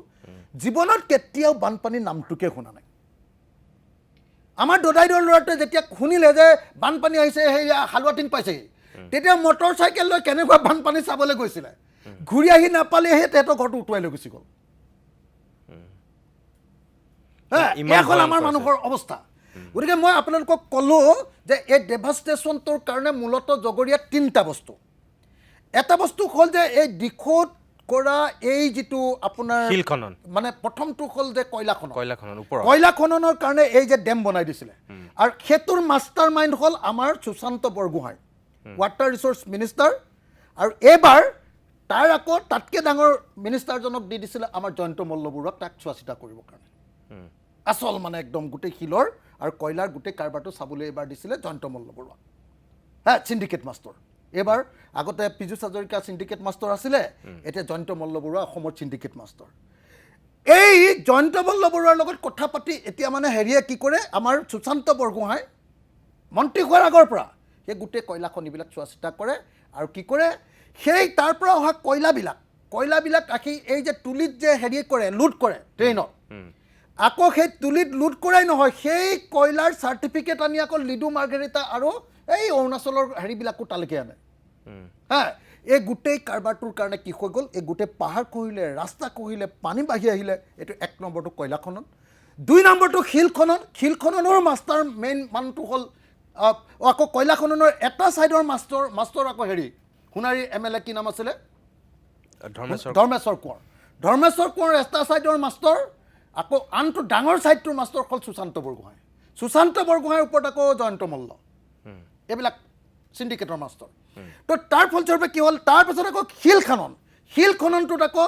কি কৰে শিল খননটোত সুশান্ত বৰগোহাঁই আছে আৰু সুশান্ত বৰগোহাঁইৰ লগত আমাৰ নাজিৰাৰ MLA জন আছে কি বুলি কয় তাৰ নাম ময়ূৰ বৰগোহাঁই কয়লাৰ পৰা অলপ কমকৈ পায় বুলি শুনিছোঁ সেইটোক লৈ কাজিয়া আছিলে এতিয়া জয়ন্ত মল্লই দায়িত্ব লোৱাৰ পৰা ময়ূৰ বৰগোহাঁইক গোটেইটো দায়িত্ব দিয়াৰ কথা আছিলে সি মিনিষ্টাৰ হৈ গ'ল কাৰণে হেৰি সুশান্ত গতিকে সুশান্তই মিনিষ্টাৰ হিচাপে তাতে পইচা পাব আৰু গতিকে চিণ্ডিকেটটো ইয়াক চলাবলৈ দিব এইটো কথা চলি আছিল এতিয়া চলি থাকোঁতে ময়ূৰ বৰগোহাঁইক দিব এবাৰ ময়ূৰ বৰগোহাঁই গোটেই কয়লাটো চালেহেঁতেন আগতে অলপ কমিশ্যন পায় এইবাৰ গোটেইটোৱে দায়িত্ব তাক দিলেহেঁতেন যেনেকৈ ভাস্কৰ শৰ্মাই হেৰিটো চাই অৰুণাচলটো যেনেকৈ আপোনাৰ শদিয়াৰ MLA জনে চাই কি নাম কয় বলিন চেতিয়াই ভাস্কৰ শৰ্মাই লিডু আৰু মাৰ্ঘেৰিটা যেনেকৈ চাই তেনেকৈ কৰিব কৈছিলে আৰু তাৰ মেইন মানুহজন আকৌ আমাৰ হিমন্ত বিশ্ব শৰ্মা তেখেত জানিবা নেদেখে আৰু তেখেত অদৃশ্য জানিবা তেখেতৰ নামটো কোনো ল'বও নোৱাৰে আপোনালোকৰ টিভিটো নোলায় বেলেগ টিভিটো ওলাব নোৱাৰে তো এতিয়া এই যে কাৰবাৰটো এই কাৰবাৰটোৰ কাৰণে কি হ'ল এই 3টা কাৰবাৰ মই আকৌ ক'লোঁ কয়লা খনন শিল খনন আৰু বালি খনন এই 3টাৰ কাৰণে এটা অভূতপূৰ্ব পৰিস্থিতি হ'ল আৰু তাৰ কাৰণে 100% মই ক'লোঁ যে বিজেপি চৰকাৰৰ মন্ত্ৰী সুশান্ত বৰগোহাঁই ময়ূৰ বৰগোহাঁই আৰু ধৰ্মেশ্বৰ কোঁৱৰ এই 3জন মানুহ মূলতঃ জগৰীয়া আৰু তাৰপাছত তেহঁতৰ হাংগু পাংগুবিলাক গোটেইবিলাক ঠিক আছে মই আপোনাক অকণমান আকৌ ৰখাম ধন্যবাদ জনাইছোঁ প্ৰিয় দৰ্শক অখিল গগৈ কথাখিনি যদি সঁচা হয় তেনেহ'লে তাৰমানে সাপ হৈ খুটি বেজ হৈ জৰা যিটো নীতি সেই নীতিটো এতিয়াও এই শিৱসাগৰৰ নাজিৰা সোণাৰী চৰাইদেউ সেই অঞ্চলটোত তাৰমানে বাহাল আছে নেপালী খুটিলৈকে এই প্ৰক্ৰিয়াটো আজিৰ দিনতো তাৰমানে বাহাল আছিল এইটোৱেই আমি অখিল গগৈ কথাৰ পৰা গম পাইছোঁ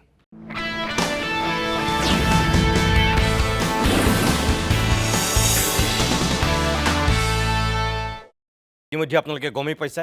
শিৱসাগৰৰ বিধায়ক অখিল গগৈ ডাঙৰীয়া আজিৰ অভিমতৰ অতিথি কিছু কথা ইতিমধ্যেই তেখেতে সদৰি কৰিছে আৰু শেহতীয়াকৈ অহা এই বান বিভীষিকাৰ প্ৰকৃত কাৰণ কি তেখেতে যোৱা এক মাহত অধ্যয়ন কৰিনো ঘূৰি মেলি কি দেখিলে কি শুনিলে সেয়া নিজেও জানিছোঁ আৰু আপোনালোককো মই জনাইছোঁ এই যে আপুনি এতিয়া বিৰতিৰ পূৰ্বে যিকেইটা কথা ক'লে কয়লা খনন শিল খনন নদী খননৰ এইটো বহুদিনৰ আগতেই দেৱব্ৰত শইকীয়াই প্ৰথমজন ব্যক্তি চাগে তেখেতে উল্লেখ কৰিছিল হয় সেই কথাখিনিক যদি গুৰুত্ব দিয়া হ'লহেঁতেন আজি চাগে এই 100জন মানুহৰ মৃত্যু নহ'লহেঁতেন নেকি মোৰ নিজৰ তেনেকুৱা এটা মনলৈ আহে কথা আপুনি নিজে কি বুলি ভাবে বাৰু যদি কথাখিনি গুৰুত্ব দিয়া হ'লহেঁতেন মই নিশ্চয় এইটো যদি গুৰুত্ব দিয়া হ'লহেঁতেন মানে নিশ্চয় সেইটো হ'লহেঁতেন দেৱবদাৰ আচলতে নিজৰ সমষ্টি আছিলে সেইটো একদম নিজৰ সমষ্টি নাজিৰা সমষ্টি গতিকে দেৱবদাৰ সমষ্টিতে 2000 কিমান 6-7 মানৰ পৰা সেই কামটো চলিছে দেৱবদাৰ সমষ্টিতে তেতিয়াতো কংগ্ৰেছ চৰকাৰ আছিল তেখেতে তেনেহ'লে কিয় বন্ধ কৰিব নোৱাৰিলে তেতিয়াৰ মানৰ পৰা ষ্টাৰ্ট হৈছে কামবিলাক দেই এইটোতো তেতিয়াও কংগ্ৰেছ চৰকাৰ দিনত এইকেইটা মানুহেতো মানে চিণ্ডিকেটৰ মাষ্টাৰ আছিলে ন হিমন্ত বিশ্ব শৰ্মা হাতেতো মাষ্টাৰ আছিলে ৰকিবুল হুছেইন হিমন্ত বিশ্ব শৰ্মা প্ৰদ্যুৎ বৰদলৈ গোটেইকেইজন সুশান্ত বুঢ়াগোহাঁই তেতিয়াতো কংগ্ৰেছতে আছিল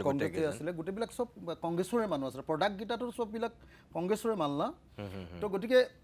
তো এতিয়া সেই তেওঁলোকৰ দিনৰ পৰা একচুৱেলি এই ঘটনাটো ঘটি আছিলে আৰু সেইটো বিজেপি চৰকাৰ অহাৰ পৰা কোনেও মানে যিহেতু মেডিয়া চেডিয়াবিলাকে একদম মাতিব নোৱাৰা হৈ গ'ল কংগ্ৰেছ চৰকাৰ দিনততো মেডিয়াত যথেষ্ট সক্ৰিয় আছিলে মেডিয়াই পূৰা ধৰে বগৰাই দিয়ে মাজে মাজে একদম মানে চৰকাৰক কপাই দিয়ে কিন্তু বিজেপি চৰকাৰ দিনৰ পৰা আপোনালোকে নিজে জানে যে মেডিয়া অৰ্গেনাইজেশ্যন চববিলাক আৰু অসমততো মাতি আছিলোঁ মইহে মোকেতো NSA লগাই দিলে আৰু বহুত দিন জেলত ৰাখিলে তাৰপিছত মই নিজে MLA কৈ গ'লোঁ গতিকে মতা মানুহে নাইকিয়া হৈ গ'ল ন দেৱবদাই সেই সময়ত মই দেখিছিলোঁ কৈছিলে হয় তেওঁ উল্লেখ কৰিছিলে মাজে মাজে উল্লেখ কৰিছিলে যদিও মই কিন্তু যদি সেইটো সমষ্টিৰ বিধায়ক হ'লোহেঁতেন আকৌ মই নিজে ফিল্ডত গৈ বন্ধ কৰিলোহেঁতেন নাই এতিয়া মোক আচল কথাটো কওক আপুনি যে এইবাৰেই যে তাত এই বিভীষিকাটো আহিল তেনেকুৱাতো নহয় অহা বছৰৰ পৰা যদি উত্তৰ অসমৰ বানৰ দৰে যদি ৰূপ ল'বলৈ লয় এতিয়া যদি মই আপোনাক কৈ দিলোঁ চাওক আজিৰ দিনটোত যদি আকৌ কেনেবাকৈ তেনেকুৱা বৰষুণ হয় পানী আহিলেই মানে তেতিয়াহ'লে আকৌ আমাৰ চেলেঙাটোত পানী উঠিব পানী আহিলেই আকৌ শিৱসাগৰ টাউনত পানী উঠিব কাৰণ আগৰ ৰাস্তাখিনিতো পূৰা আগৰ নদীৰ হেৰিখিনিতো এতিয়ালৈকে হেৰি হোৱা নাই মথাউৰিটোতো বনোৱাই নাই 24 কিলোমিটাৰ মথাউৰি পূৰা খোলা আছে গতিকে যেনি তেনি পানী আহিব আৰু যেনি তেনি আহি আকৌ এইটো এটা হেৰিয়াত পৰিণত হ'ব গতিকে এই সময়ত চৰকাৰৰ কাৰণে আটাইতকৈ গুৰুত্বপূৰ্ণ যিকেইটা কাম আছিলে যিকেইটা কাম মই ভাবোঁ কৰিব লাগে 1 নম্বৰ কামটো কৰিব লাগিছিলে যে তেওঁলোকে যিটো একদম তাৎক্ষণিক সহায় যিটো কৰিম বুলি কৈছিলে 25,000 টকা এইটো তাৎক্ষণিকভাৱে এদিনতে দি দিব লাগিছিলে কিন্তু দুৰ্ভাগ্যৰ কথা আজি হিমন্ত বিশ্বকো যদি সোধে তেতিয়াহ'লেও তেওঁ কেইটা ফেমিলি ইয়াতে ক্ষতিগ্ৰস্ত হৈছে তেওঁৰ হাতত এতিয়াও হিচাপ নাই এইবিলাক ফাং ফুং কথা কৈ আছে ডিচিৰ হাততো নাই চিফ ছেক্ৰেটাৰীৰ হাততো নাই হিমন্ত বিশ্ব শৰ্মাৰ হাততো নাই কেইটা ফেমিলি তেওঁলোকে কেনেকৈ হিচাপ উলিয়াইছে জানে মোৰ হাঁহি উঠে তেওঁলোকে মোক কৈছে যে আমি হিচাপটো কেনেকৈ উলিয়াইছোঁ জানো মই যে কেনেকৈ কৈছে সেইদিনা কিমান মানুহৰ ঘৰত ইলেক্ট্ৰিচিটি কাটি দিছিলে তাৰ ওপৰত উলিয়াইছোঁ আমাৰ শিৱসাগৰ জিলাত সেইদিনা 99,000 কিমান 100 মানুহৰ ঘৰত মোৰ লগত তথ্যটো আছেই ইলেক্ট্ৰিচিটি কাটিছিলে সেই দুদিনত মানে সেই মানুহৰ সংখ্যাটো সেই শিৱসাগৰত 1 লাখ মানুহ ক্ষতিগ্ৰস্ত হৈছে বুলি সিহঁতি জানে এতিয়ালৈকে না গাঁওবুঢ়াৰ পৰা হিচাপ আনিছে না ৱাৰ্ড মেম্বাৰৰ পৰা হিচাপ আনিছে না মণ্ডল পঠুৱাই হিচাপ আনিছে না কোনোবা ছাৰ্ভেয়ৰ টিচাৰক পঠিয়াই লৈ হিচাপ আনিছে কোনো ধৰণৰ ছাৰ্ভে নাই না মোৰ কথাটো হ'ল আপোনাৰ সমষ্টিতে ধৰি লওক বেলেগৰ কথা মই নকওঁৱেই শিৱসাগৰ সমষ্টিত মানে বিজুলী সংযোগ নথকা মানুহ নাই নেকি এঘৰো নাই তেনেকৈ নাই আজিকালিতো কমি গ'ল আৰু মোৰ সমষ্টিটোত 5 ঘৰ নে 6 ঘৰ আছিলে মই সেই ঘৰকো দি দিলোঁ দিলে গতিকে মোৰ সমষ্টিটোত 100% বিজুলী আছে সেইটো এনে কৈ লাভ নাই আজিকালি বিদ্যুৎ নথকা মানুহৰ ঘৰ প্ৰায় নাইকিয়া হৈ গৈছে কিন্তু এতিয়া কথাটো হ'ল সেইটো অলপ কাৰ্বি আংলঙতহে বোধহয় তেনেকুৱা ধৰণৰ আছে উত্তৰ কাছাৰতহে তেনেকুৱা আছে এইটো হ'ল ভিতৰুৱা জেগাৰ কাৰণে আৰু ভিতৰুৱা তাকো আজিকালি কি হৈছে নতুন নতুন ঘৰ কিছুমান যে ঘৰ ভাঙি ইটো ঘৰ ভাঙি সিটো নতুনকৈ গৈছে তেনেকুৱা ঠাইবিলাকতহে আছে বেছিভাগ নহ'লে কানেক্টেড হৈ গৈছে ৰাজীৱ গান্ধী হেৰিটো যে আনিছিলে তেতিয়া গ্ৰাম্য বৈদ্যুতিকৰণৰ পাছত তো গতিকে সেইটো মিছা কথা কৈ লাভ নাই এতিয়া কথাটো হ'ল যে এতিয়া মুঠতে আপুনি ক'ব বিচাৰিছে গভৰ্ণমেণ্টে সেই ইলেক্ট্ৰিচিটি কটাৰ যিটো হিচাপ আজি মই আপোনাৰ ইয়ালৈ অহাৰ আগত মই আকৌ চিঅ'ৰ পৰা হিচাপটো লৈছোঁ চিঅ'ই মোক হিচাপটো দিছে যে একচুৱেলি আমাৰ গোটেই জিলাখনত তেওঁৰ হাতত সমষ্টি হিচাপো নাই মই কালি ডিচিক যেতিয়া সুধিছোঁ আপুনি মোক কওকচোন মোৰ সমষ্টিটোত কিমান ঘৰ পৰিয়াল লোকচান হ'ল কওকচোন কৈছে মই কেনেকৈ জানিম নাই হিচাপে নাই বুজিছে নাই হিমন্ত বিশ্ব শৰ্মাৰ ওচৰতো নাই ডিচি সঁচাকৈ ডিচি হাতত নাই নেকি 100% নাই কালি মই ডিচিৰ লগত সুধিছোঁ এইটোতো বৰ ডাঙৰ কথা তেনেহ'লে তাৰপিছত এডিচি যিজন আমাৰ হেৰি কি কয় আপোনাৰ কি কয় ডিজাষ্টাৰ মেনেজমেণ্ট পামে তেওঁ সুধিছোঁ নাই তাৰপিছত আৰু এডিচি এই যিজন এই কি কয় হেৰিয়াৰ দায়িত্বত আছে এতিয়া এই ছাৰ্ভেটোৰ তেওঁ সুধিছোঁ তেওঁ নাজানে একদম কাৰো হাতত নাই হিমন্ত বিশ্ব শৰ্মাৰ হাততো নাই আপুনি এই মুহূৰ্তত মই ফোন লগাই দিম এতিয়া কোনোবা এজন মন্ত্ৰীক সোধক আপুনি কোনো কাৰো হাতত নাই আজিৰ দিনটোলৈকে সেই কামটোৱে কৰা নাই প্ৰথম মই আপোনাক কৈ লৈছোঁ কথাকেইটা একদম আটাইতকৈ যিকেইটা কাম কৰিব লাগিছিলে 1 নম্বৰ কথাটো হ'ল যে ৰিলিফটোতো চৰকাৰে দিব নোৱাৰিলে তাৰপিছত ৰেস্কিউ কৰিব নোৱাৰিলে সেইটো এটা গ'ল ফাৰ্ষ্ট মিনিমাম 2 লাখতকৈ বেছি মোৰ মতে 2,58,000টামান পৰিয়াল লোকচান হৈছিলে যদি আমি হেৰিয়াক ধৰোঁ কি কয় আপোনাৰ গোলাঘাটক ধৰোঁ এই 2,58,000টা পৰিয়ালক লগে লগে 15,000 প্লাছ 10,000টো দি দিব লাগিছিলে এইটো 1 মিনিটত কৰি দিব লাগিছিলে যাতে মানুহবিলাকে গৈ এই তুলিখন আৰু বিচনাখন কিনি ল'ব পাৰে আৰু বোকাখিনি যাতে অকণমান হ'লেও আঁতৰাই ল'ব পাৰে এইটো 1 নম্বৰ 2 নম্বৰ তাৰপিছত কি কৰিব লাগিছিলে যে ছাৰ্ভেয়ৰবিলাকক ভালকৈ ট্ৰেইনিং দি এতিয়াতো ফাঁকি মাৰি যেনে তেনে একোতো কৰিব পৰা নাই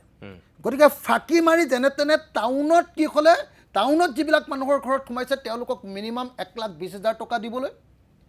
গাঁৱত যিবিলাক মানুহৰ ঘৰত পানী সোমাইছে তেওঁলোকক মিনিমাম 1,70,000 টকা দিবলৈ আৰু মেক্সিমাম 3,85,000 টকা দিবলৈ এতিয়া ছাৰ্ভে চলি আছে কি জানে এটা ফিচাৰীত এবিঘা মাটিত 1,333 টকা ক্ষতিপূৰণ দিব এবিঘা মাটিত যিটো মাছ গুচি গ'ল সেই ফিচাৰীটোত ক্ষতিপূৰণ কিমান দিব জানে 1,333 টকা 1,333 টকাত এটা এবিঘাৰ ফিচাৰীত পোৱালি দিবলৈতো নহ'বই তাত কণীটো অকল কিনি আনি দিব পাৰিব কণী যে মাছৰ কণী কিনি আনি দিব পাৰিব তাৰ বাহিৰে তাততো নহ'ব ভাই একো তাৰপিছত গাহৰিৰ কাৰণে দিছে 4,000 টকাকৈ গাহৰিক 4,000 টকাত পৃথিৱীত ক'ত পায় আপুনি কওক গাহৰি পোৱালি এটাৰ দাম 8,000 টকা গতিকে মই কৈছোঁ যে যদি গাহৰি এই যে 4,000 দিছে এটা ঠেংহে কিনি আনিব লাগিব বুজিলে ডাঙৰ গাহৰি এটা যে মৰিছে 4,000 টকা দিব আপুনি কথাটো কল্পনা কৰক হা এটা পকা ঘৰ ভাগি ছিগি শেষ হৈ গ'লে 1,20,000 টকা দিব এটা পকা ঘৰৰ গোটেই ভাগি ছিগি শেষ হৈ গ'লে তাৰ এটা খুঁটা এই তলত ডাঙৰকৈ হেৰিটো বনাই এটা খুঁটা বনাবলৈ 1,20,000 টকা লাগে এতিয়া সেইকাৰণে মই মুখ্যমন্ত্ৰীক বাৰম্বাৰ কৈ আছোঁ যে আপুনি প্ৰেক্টিকেল হওক প্ৰথম কথা এই পইচা আপুনি 1 পইচাও নিজৰ পৰা নিদিয়ে এই পইচা আহিব NDRFৰ পৰা NDRF মানে হ'ল চেণ্ট্ৰেল গভৰ্ণমেণ্টৰ পুঁজি আকৌ যদি চেণ্ট্ৰেল গভৰ্ণমেণ্টৰ পুঁজিটো মই চাওঁ এইটো আমি অসমৰ মানুহে বুজি লোৱা দৰকাৰ 2020-21 চনৰ পৰা যে হিমন্ত বিশ্ব শৰ্মাই ইমান যে দপদপাই থাকে 2020-21 চনত হিমন্ত বিশ্ব শৰ্মাই বিচাৰিছিলে যিমান তাৰ পৰা বিচাৰিছিলে 2,000 কোটি নে 4,000 কোটি টকা পালে কি অনুমোদন দিলে 437 কোটি টকা কিন্তু পালে মাত্ৰ 44 কোটি টকা 21-22 টকাও নিদিলে 22-23 বিচাৰিছিল 1,309 কোটি টকা অনুমোদন দিলে 520 কোটি টকা কিন্তু পালে অকল 160 কোটি টকা 23-24 বিচাৰিছিলে তেওঁলোকে পালে দিলে কি কয় অনুমোদন দিলে 73 পালে 0 25-26 722 কোটি টকা বিচাৰিছিলে নাপালে 1 টকাও নিদিলে 2024-25 অকল 29 কোটি টকা দিলে তো তাৰমানে কি NDRFৰ পুঁজিবিলাক ইহঁতে খৰচে নকৰে খৰচ কৰিবলৈ হ'লে এইবিলাক কামত খটুৱাব লাগিব মানুহৰ দুৰ্যোগ হৈছে তাত পইচাটো দিব লাগিব ইহঁতে মানে কি একদম পুৰণি কলীয়া যে ৰিলিফৰ মেনুৱেলখন আছে এবিঘা মাটিত 1333 টকা 1333 টকা দিব য'ত মাছৰ কণী কিনিব লাগিব এটা মুৰ্গীৰ দাম দিছে এটা হাঁহ আৰু এটা মুৰ্গীৰ দাম 100 টকা আপুনি পৃথিৱীত ক'ৰবাত এটা হাঁহ এতিয়া আজিৰ দিনত 100 টকাত ক'ৰবাত পাব নেকি কিন্তু হিমন্ত বিশ্ব শৰ্মাই যদি স্পেচিয়েল হাঁহ ক'ৰবাত উলিয়াইছে মই নাজানো নহয় মই জনাততো এইখিনি এতিয়া কৰা নহয় এইখিনিতো আগৰ যিখিনি মানে ৰেজিষ্টাৰত এনেকৈ মেনুৱেল যিটো মেনুৱেলত মই সেইটোৱে কৈ আছোঁ মই সদায় গভৰ্ণমেণ্টক কৈ আছোঁ যে এই মেনুৱেলটো এনেকুৱাকৈ বনাব লাগে যিটো মেনুৱেলত আজিৰ দিনটোত আমি অকল চেণ্ট্ৰেল গভৰ্ণমেণ্টৰ পৰাই যাতে ডাইৰেক্ট পুঁজিটো আমি 10 লাখ টকা এটা পৰিয়ালক দি দিব পাৰোঁ আৰু এইটো প্ৰেক্টিকেল হ'ব লাগিব ন প্ৰেক্টিকেল হ'ব লাগিব 2 নম্বৰ কথা যদি তুমি মেনুৱেল তেনেকৈ বনাব নোৱাৰা তেতিয়াহ'লে চেণ্ট্ৰেল গভৰ্ণমেণ্টৰ পৰা তুমি স্পেচিয়েল পেকেজ আনা সেইকাৰণে মই বাৰম্বাৰ চিঞৰি আছিলোঁ যে এইটো আচলতে নেশ্যনেল ডিজাষ্টাৰ বুলি ডিক্লেয়াৰ কৰিব লগা ধৰণৰ এটা ডিজাষ্টাৰ নহয় মই আপোনাক এইটোৱে ক'ব বিচাৰিছোঁ নেশ্যনেল ডিজাষ্টাৰ কেনেকৈ ডিক্লেয়াৰ কৰিব কওক হিমন্ত বিশ্ব শৰ্মাই বানপানী খোৱাৰ 7 দিনৰ পাছত গৈ দিল্লীত 3 দিন বহি থাকিলে প্ৰধানমন্ত্ৰীয়ে তেওঁক সাক্ষাৎকাৰী নিদিলে তেওঁক এপইণ্টমেণ্ট নিদিলে তেওঁ হেৰিয়াক চেলুট এটা মাৰি গুচি আহিলে কি কয় আপোনাৰ অমিত শ্বাহক চেলুট এটা মাৰি গুচি আহিলে অমিত শ্বাহেও 1 টকা নিদিলে এতিয়া 1 মাহ হৈ গৈ যেতিয়া 2 দিন হৈছে কালি গৈ তেওঁ প্ৰথম লগ পাইছে প্ৰধানমন্ত্ৰীক লগ পাইছে প্ৰধানমন্ত্ৰীক লগ পাই আকৌ পইচা বিচাৰিবলৈ তেওঁ সক্ষম নহ'ল মই তেওঁক ফোন কৰিছোঁ সেইদিনা যে তেওঁক মই বাৰম্বাৰ কৈছোঁ যে দাদা আপুনি গৈছে আপোনাৰ কিন্তু চেণ্ট্ৰেল গভৰ্ণমেণ্টত ভাল চিনাকি আছে এতিয়া আপোনাক পূৰা চেণ্ট্ৰেল লিডাৰ হিচাপেই মানে মানুহে গতিকে আপুনি কিন্তু পইচাটো উলিয়াই নক আপোনাৰ কামটো সেইটো এই ৰ'বাচোন ৰ'বা পইচা আছে নহয় আমাৰ পইচা আছে নহয় পইচা চিন্তা কৰিব নালাগে তো পইচা নায়েই মালে নাই পইচাই নাই এতিয়া উলিয়াই দিব লাগিছিলে চেণ্ট্ৰেল গভৰ্ণমেণ্টৰ লগত এই পইচাটোৰ কথা পাতিব লাগিছিলে যে নেশ্যনেল ডিজাষ্টাৰ ঘোষণা কৰক নহ'লেও এটা ডাঙৰ কেলামিটি বুলি ঘোষণা কৰি দিয়ক নেশ্যনেল ডিজাষ্টাৰ নকৰিলেও তেতিয়াহ'লেও এটা স্পেচিয়েল ফাণ্ড পাওঁ সেইটো নকৰিলে তাৰ পাছত এতিয়া NDRFৰ পুঁজিটো ঠিকমতে খৰচ কৰিব নোৱাৰে এতিয়া 2 নম্বৰ এই যে আমাৰ মানুহবিলাকক দিব ফাঁকি চাকি মাৰি 1,70,000 টকা দিব এটা পৰিয়ালক আৰু গাঁৱৰ মানুহক 1,70,000 টাউনৰ মানুহক 1,20,000 এতিয়া এই যে দিব দিয়াৰ পাছত যিবিলাক বিজনেছ হাউচবিলাক ক্লছ হ'ল আমাৰ গাঁৱৰ কোনোবা এখন দোকানৰ বাৰু ক'ৰবাত ইঞ্চুৰেঞ্চ থাকে নেকি আমাৰ শিৱসাগৰ টাউনৰ বেছিভাগ দোকানৰ ইঞ্চুৰেঞ্চ নাই যদি ইঞ্চুৰেঞ্চ নথকা এতিয়া দোকানবিলাককো 10 লাখ টকা ক্ষতিপূৰণ দিব লাগে চৰকাৰে নিয়ম মতে সেইটো ক'ৰ পৰা দিব পাৰে সেইটো যদি ইয়াত কিন্তু নিয়ম নাই হেৰিয়াত NDRFত দোকানত দিয়াৰ নিয়ম নাই ইঞ্চুৰেঞ্চৰ পৰাহে উলিয়াব লাগে এতিয়া ইঞ্চুৰেঞ্চ নাইয়ে নহয় বহুত দোকানৰ তেতিয়াহ'লে কি কৰিব লাগিব এই CM ৰিলিফ ফাণ্ডটোতে পইচা পাইছে তাৰ পৰা খৰচ কৰিব লাগিব এতিয়া CM ৰিলিফ ফাণ্ডটো অকল লৈ থাকে ক'ত মই যিহেতু বিৰোধী সমষ্টি মোৰ সমষ্টিত পইচাটো নিদিয়ে তাৰমানে সেইটো অকল হিমন্ত বিশ্বই ভাল পোৱা সমষ্টিটোত দিয়ে বুজিছেনে তো এইটো কাৰণে আজিৰ দিনটোত মই 2টা প্ৰস্তাৱ অসমৰ মুখ্যমন্ত্ৰীক দিব খোজোঁ 1 নম্বৰ কথা আপুনি যে ব্যৰ্থ হৈছে এইটো খাটাং চব ক্ষেত্ৰতে তাতকৈ ডাঙৰ কথা বিপদৰ সময়ত আপোনাক আমাৰ গামোচা পিন্ধা প্ৰধানমন্ত্ৰী কি নাম আছিলে নৰেন্দ্ৰ মোদীয়ে আপোনাক সাক্ষাৎ নিদিলে মোৰতো ইমান খং উঠি আছে নহয় মই সেইকাৰণে সেইদিনা একদম মই মিটিঙত কৈ আছোঁ বোলো একদম প্ৰধানমন্ত্ৰীয়ে আমাৰ অসমলৈ আহিলে একদম কয় কি খবৰ ভালে আছে এনেকৈ কয়নে নাই বাৰু তো এনেকৈ কয়নে নাই তো সেই মানুহটো অসমীয়াত ভাষণ দিয়া 7 দিন আমাৰ ইলেকশ্যনৰ সময়ত আহে এই সময়ত একদম আমি অসমীয়া মানুহ আটাইতকৈ ডাঙৰ বিপদত পৰিলোঁ একদিন নাহিলে 100টা মানুহ মৰি গ'ল 105 জন মৰিলে আৰু মুখ্যমন্ত্ৰীয়ে সাক্ষাৎ কৰিবলৈ যাওঁতে সাক্ষাৎ নিদিলে এমাহ 2 দিনৰ পাছত সাক্ষাৎ দিলে এমাহ 2 দিনৰ পাছত দিয়াৰ পাছতো শূন্যতা লৈ আহিছে CM 1 টকা আনিব নোৱাৰিলে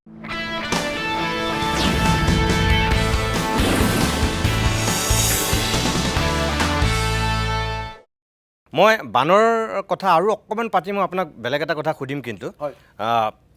মোৰ নিজৰো এই ক্ষেত্ৰত খুব আক্ষেপ আছিল প্ৰথম অৱস্থাত ৰাষ্ট্ৰীয় সংবাদ মাধ্যমে আনকি আমাৰ বানটোক গুৰুত্ব দিয়া নাছিল তাৰপিছত লাহেকৈ দিলে এতিয়া মোদী দিলে মানে যেতিয়া ইউটিউবাৰবিলাক আহিলে হয় আৰু যেতিয়া ডাঙৰ ডাঙৰ ফিগাৰ কিছুমানে তাৰমানে মানে নেশ্যনেল ফিগাৰ কিছুমানে পইচা দিবলৈ আৰম্ভ কৰিলে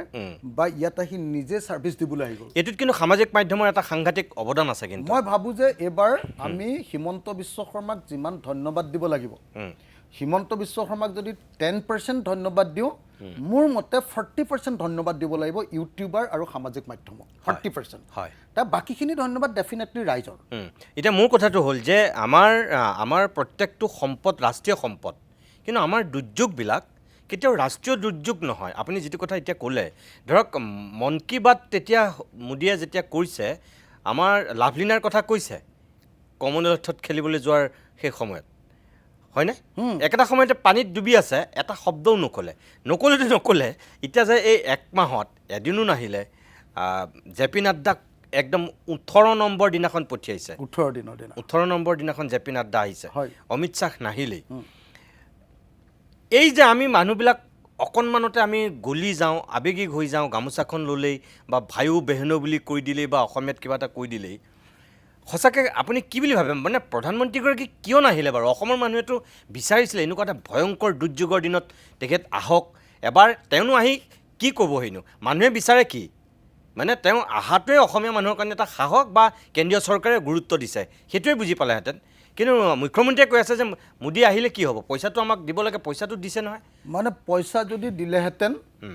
তেতিয়াহ'লে হিমন্ত বিশ্ব শৰ্মাই আকৌ সেৱা কৰিবলৈ এনেকৈ প্ৰধানমন্ত্ৰীৰ ওচৰলৈ যাব নালাগিলেহেঁতেন।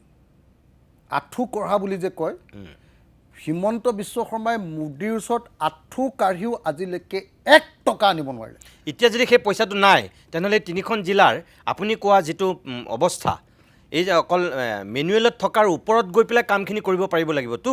সেইখিনি তেনেহ'লে কেনেকৈ সম্ভৱ হ'ব? না মানে সেইকাৰণে সম্ভৱ নহয়। এখন ঘৰৰ কাৰোবাৰ 1 কোটি টকা খৰচ হৈছে। যিদিনা বানপানী হৈছে আপোনাৰ 23 তাৰিখৰ দিনা মই গুৱাহাটীৰ পৰা যেতিয়া ঘূৰি গৈ 23 তাৰিখৰ দিনা 22 তাৰিখৰ দিনা ঘূৰি গৈ পালোগৈ। 23 তাৰিখৰ দিনা মোৰ গাড়ীখন বেয়া হৈ গ'ল, পানীত সোমাই গ'ল। পানীত সোমাই মোৰ গাড়ীখন বেয়া হৈ গ'ল। মই কিনিছিলোঁ MLA হেৰিয়াৰ পৰা কি কয় লোন লৈ, আমাৰ বিধানসভাৰ পৰা। সেই গাড়ীখনত যেতিয়া পঠিয়াই দিলোঁ, গেৰেজে যেতিয়া টানি লৈ গ'ল, এতিয়া মোৰ সেই গাড়ীখনত বিল আহিছে 7,25,000 টকা। গাড়ীখনত পানী সোমাই গ'ল, গোটেই ইঞ্জিনটোৱে ব্লক হৈ গ'ল। 7,25,000 টকা দি যদি মই সেই গাড়ীখন বনাওঁ, সেইখন গাড়ী আৰু ব্যৱহাৰ উপযোগী হৈ থাকিবনে? এতিয়া যেতিয়া ইঞ্চুৰেঞ্চে ক'লোঁ যে নাই ইঞ্চুৰেঞ্চ আছে, ইঞ্চুৰেঞ্চে মোক দিব 4,50,000 টকা। আচ্ছা, মই দিব লাগিব 3,25,000 টকা। তাৰমানে তাৰ পৰা কি হ'ল? তেনেকুৱা এখন গাড়ীয়ে মোৰ গাড়ীখন, মই বাহিৰৰ পৰা গৈহে এনেকৈ সোমাইহে ফচিলোঁ।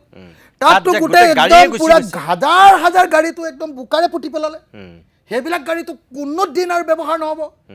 লাখ স্কুটি আৰু আপোনাৰ মটৰ চাইকেল, লাখ হিচাপত মটৰ চাইকেল আৰু স্কুটি পুতি পেলালে।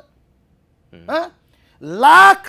মানুহৰ ঘৰৰ একদম মেট্ৰেছ, বিচনা চববিলাক পুতি পেলালে। চববিলাক যিমান আপোনাৰ ভঁৰাল ঘৰ আছিলে চববিলাক শেষ হৈ গ'ল।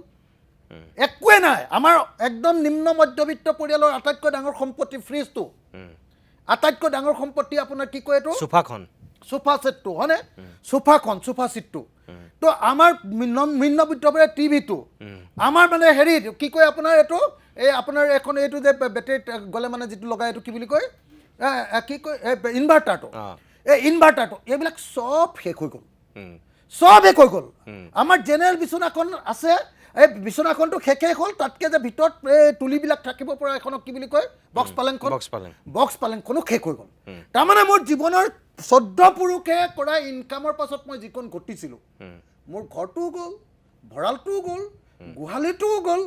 বিচনাখনো গ'ল, গোটেইকেইটা সম্পত্তিও গ'ল, ল'ৰা ছোৱালীৰ চাৰ্টিফিকেটো গ'ল, মোৰ আধাৰ কাৰ্ডখনো গ'ল। মই সৰ্বশান্ত হোৱাৰ পাছত এটা পৰিয়ালক মিনিমাম 10 লাখ টকা দিব লাগেনে নাই? মই ডিমাণ্ড কৰোঁতে মানুহে কৈ আছে যে তই 10 লাখ টকা কেলৈ ডিমাণ্ড কৰিছ? মই কৈছোঁ যে 10 লাখ টকাটো মিনিমাম, সেইটোতো টকাই নহয়। এটা পৰিয়ালৰ আটাইতকৈ দুখীয়া মানুহ ঘৰকো 10 লাখ টকা দিলে এতিয়া ঘৰ এটা বনাব নোৱাৰে, ঘৰটো চাফা কৰি তাত বনাবলৈ, তাৰ বস্তুকেইটা কিনিব নোৱাৰে। সেইকাৰণে মই বিচাৰিছিলোঁ যে মিনিমাম চৰকাৰে 10 লাখ টকা দিয়ক। আৰু মিনিমাম যদি 10 লাখ টকা দিবলৈ হয়, বিজনেছ হাউচ এটাক দিবৰ কাৰণে, বেপাৰী এখন দোকানক আৰু এটা ঘৰক 10 লাখ টকাকৈ যদি মিনিমাম দিয়ে, বাকী গাড়ী ঘোঁৰা চব গ'লেই চববিলাক যোৱাৰ পাছত যদি টকা 10 লাখো দিয়ে তেতিয়াহ'লে অন্ততঃ পৰিয়ালটো যেনে তেনে পৰিয়ালটো ষ্টাৰ্ট কৰিব পাৰে এতিয়া দিব কিমান টাউনৰ মানুহক 1,20,000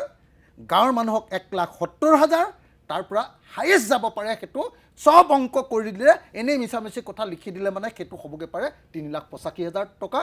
তাতকৈ আৰু নহয় কেন্দ্ৰীয় চৰকাৰৰ যে প্ৰতিনিধিটো আহিছিল সেই প্ৰতিনিধিয়ে দিয়া প্ৰতিবেদনৰ ভিত্তিটো অসম চৰকাৰে 3খন জিলাৰ কাৰণে বিশেষভাৱে অৰ্থনৈতিক পেকেজ এটা দিয়াৰ সম্ভাৱনা আছিল আপুনি কিবা গম পাইছে নেকি মানে সবে কৈছিলে যে এটা অৰ্থনৈতিক পেকেজ এবাৰ এই প্ৰতিনিধি দলটো যোৱাৰ পাছতে দিব তাৰপিছততো সেইটোতো নিমাও হৈ গ'ল একো খবৰ নাহিলে তাৰপিছত মই তেতিয়াই নহ'ব বুলি যেতিয়া গম পালোঁ যেতিয়া প্ৰধানমন্ত্ৰীয়ে তেওঁক সাক্ষাৎকাৰ নিদিলে তাৰপিছত যেতিয়া প্ৰধানমন্ত্ৰীয়ে সাক্ষাৎকাৰ এইবাৰ দিলে এমাহৰ পাছত তাৰপিছত যেতিয়া ষ্টেটমেণ্টটো তেওঁ চাইছোঁ তেওঁ বোলে 100 দিনৰ খবৰ দিবলৈ গৈছিলে ঠিক আছে মই অনুষ্ঠানটো শেষ কৰিম এতিয়া মই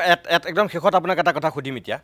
কাজিৰঙাত শেহতীয়াকৈ এই ইকো চেনচিটিভ জোনক লৈ যিটো বিতৰ্ক হৈছে বহুত মানুহে কৈছে যে আপুনি তাত অলপ মানে ঢিলা ভূমিকা এটা লৈছে আৰু বহুতেই কৈছে যে আপোনাৰ তাত অৰ্কিড উদ্যানখনৰ আপুনি এক্সপাণ্ড কৰিছে যিটো কাৰণে আপুনি নিজেও খলঠেকত পৰিছে যিটো কাৰণে আপুনি দুই নাও দুই ভৰি হৈ আপুনি মাজেদি এটা স্থিতি সুবিধাজনক নজনা মানুহবিলাকে কৈ আছে এইটো কথা কথাটো হ'ল ইকো চেনচিটিভ জোনত অকল 3টা বস্তু নিষিদ্ধ আপুনি একদম চমুকৈ কওক 3টা বস্তু নিষিদ্ধ এটা হ'ল মাইনিং তাৰমানে শিল খন্দা কয়লা খন্দা এইবিলাক নিষিদ্ধ হা একচুৱেলি কাজিৰঙাখন আৰু কাজিৰঙাৰ চাৰিওপাখৰ মানুহবিলাকক ধ্বংস কৰি দিব পাৰে কাজিৰঙাৰ ওপৰ ফালে থকা চাউদাৰ্ণ পাৰ্টত থকা কাৰ্বি পাহাৰবিলাকত যদি শিল খনন কৰে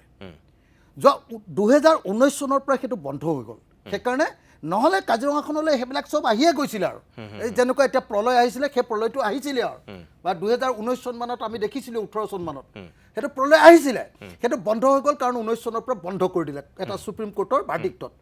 তো সেইকাৰণে মই স্পষ্টকৈ এটা কথা কওঁ মানুহবিলাকে চবেই ভুল বুজিছে তাৰ লোকেল মানুহেও ভুল বুজিছে আৰু আমাৰ এই বাহিৰৰ পৰা যিবিলাকে কমেণ্ট দি আছে তেওঁলোকেও ভুল বুজি আছে তেওঁলোকে ইকো চেনচিটিভ জোন মানে কি বেছিক শব্দটো বস্তুটো বুজি নোপোৱাৰ কাৰণে কৈছে আচ্ছা মুখ্যমন্ত্ৰীয়ে বাৰম্বাৰ কৈ আছে আপোনালোকে চাব দেই হিমন্ত বিশ্বক কেনেকৈ হিয়ান মানুহ চৈতান মুখ্যমন্ত্ৰীয়ে কৈ আছে যে ইকো চেনচিটিভ জোনত অকল মাইনিংটো নিষিদ্ধ কয়লা খানিব নোৱাৰে শিল খানিব নোৱাৰে আৰু মাটি খানিব নোৱাৰে হয়নে এই 3টা কাম কৰিব নোৱাৰে তাৰমানে এতিয়া সেই ইকো চেনচিটিভ জোনটো সেই এলেকাবিলাকৰ পৰা আঁতৰাই দিবৰ কাৰণে যে অকল 1 কিলোমিটাৰ ল'লে তাৰ অৰ্থটো হ'ল কাৰ্বি পাহাৰত এতিয়া শিল খান্দিব কাৰ্বি পাহাৰত শিল খান্দিব কাৰণ এই যে এতিয়া যে এইফালে যে আমাৰ সেইবিলাক কমি গ'ল নাই এতিয়া এইবিলাক হাল্লা কল লয় তাততো আৰু শিল খান্দিব পটককৈ নোৱাৰিব এতিয়া গতিকে এইটো ছাইডত মাথাটো মাৰিছে এতিয়া ঠিক আছে গতিকে এই মুহূৰ্তত মই এটা কথাই কওঁ দুইটা পক্ষই এইটো কথা বুজি লোৱা দৰকাৰ লোকেল আমাৰ কাজিৰঙাৰ মানুহবিলাকেও বুজি পোৱা নাই যে হিমন্ত বিশ্ব শৰ্মাই নিজৰ মানুহক ইয়াত শিলৰ মানে খনি দিবৰ কাৰণে শিল হেৰি কৰিবৰ কাৰণে আৰু ডাঙৰ ডাঙৰ এনেকুৱা ধৰণৰ ধ্বংসাত্মক ইণ্ডাষ্ট্ৰি বনাব নোৱাৰে সেইটোও বনাবলৈ দিবৰ কাৰণে 5 ষ্টাৰ হোটেল তাত খুলিব পাৰে সদায় ইকো চেনচিটিভ জোনত কোনো সেইটোক লৈ টেনশ্যন নাই গতিকে এতিয়া হিমন্ত বিশ্ব শৰ্মাই আমাক একদম ধ্বংস কৰিবৰ কাৰণে এই কামটো কৰিব খুজিছে গতিকে মই ভাবোঁ যে এটা কাম বন্ধ কৰি দিলে হৈ গ'ল যে কাৰ্বি পাহাৰত কোনোপধ্যে শিল কাটিব নোৱাৰিব ঠিক আছে বাকীবিলাক থাকক হ'ব গগৈ ডাঙৰীয়া মোৰ সময় শেষ হৈছে আপুনি বহুতখিনি কথা হয়তো আৰু ক'ব পাৰিলেহেঁতেন ময়ো সুধিব মানে মন আছিল কিন্তু মোৰ যিহেতু নেক্সট প্ৰগ্ৰেম আছে ইয়াত বুলেটিন আছে গতিকে মই আৰু সময় দিব নোৱাৰিম তথাপিও আপুনি যিখিনি কথা ক'লে নিজেও জানিলোঁ অসমৰ ৰাইজকো জনালোঁ বহুত বহুত ধন্যবাদ আকৌ কৈছোঁ আপুনি ইমান কষ্ট কৰি আছিল দেখি আছিলোঁ 1 মাহৰ মূৰত আপুনি গুৱাহাটীলৈ আহি আজিৰ দিনটোতে যে আমাৰ সেইটোকে ক'লোঁ অহাৰ কোনো প্লেনে নাই আপোনাক মই জোৰ কৰি মাতি আনিছোঁ মানে মোৰ চেহেৰাটোৱে বদলি হৈ গুচি গ'ল বুজি পালোঁ আমি কষ্ট কৰি ইয়াৰ পৰা ইয়ালৈকে পুৰা এইডোখৰলৈকে দেখিছোঁ নহয় আপুনি হাফ পেণ্ট পিন্ধি কেনেকৈ আপুনি কৰিছে দেখিছোঁ এনেকৈ আপুনি ৰাইজৰ মানুহ হৈ থাকক কষ্ট কৰি থাকক এমাহৰ পিছত দেখিলোঁ আজি আপুনি এনেকৈ কষ্ট কৰি থাকক ভগৱানে আপোনাক আৰু শক্তি দিয়ক বাকীখিনি বিচাৰ অসমৰ ৰাইজে কৰিব মই একো নকওঁ ইয়াৰ লগে লগে আজিৰ এই বিশেষ অভিমত অনুষ্ঠানটিৰ ইমানতে আমি সামৰণি মাৰিছোঁ নমস্কাৰ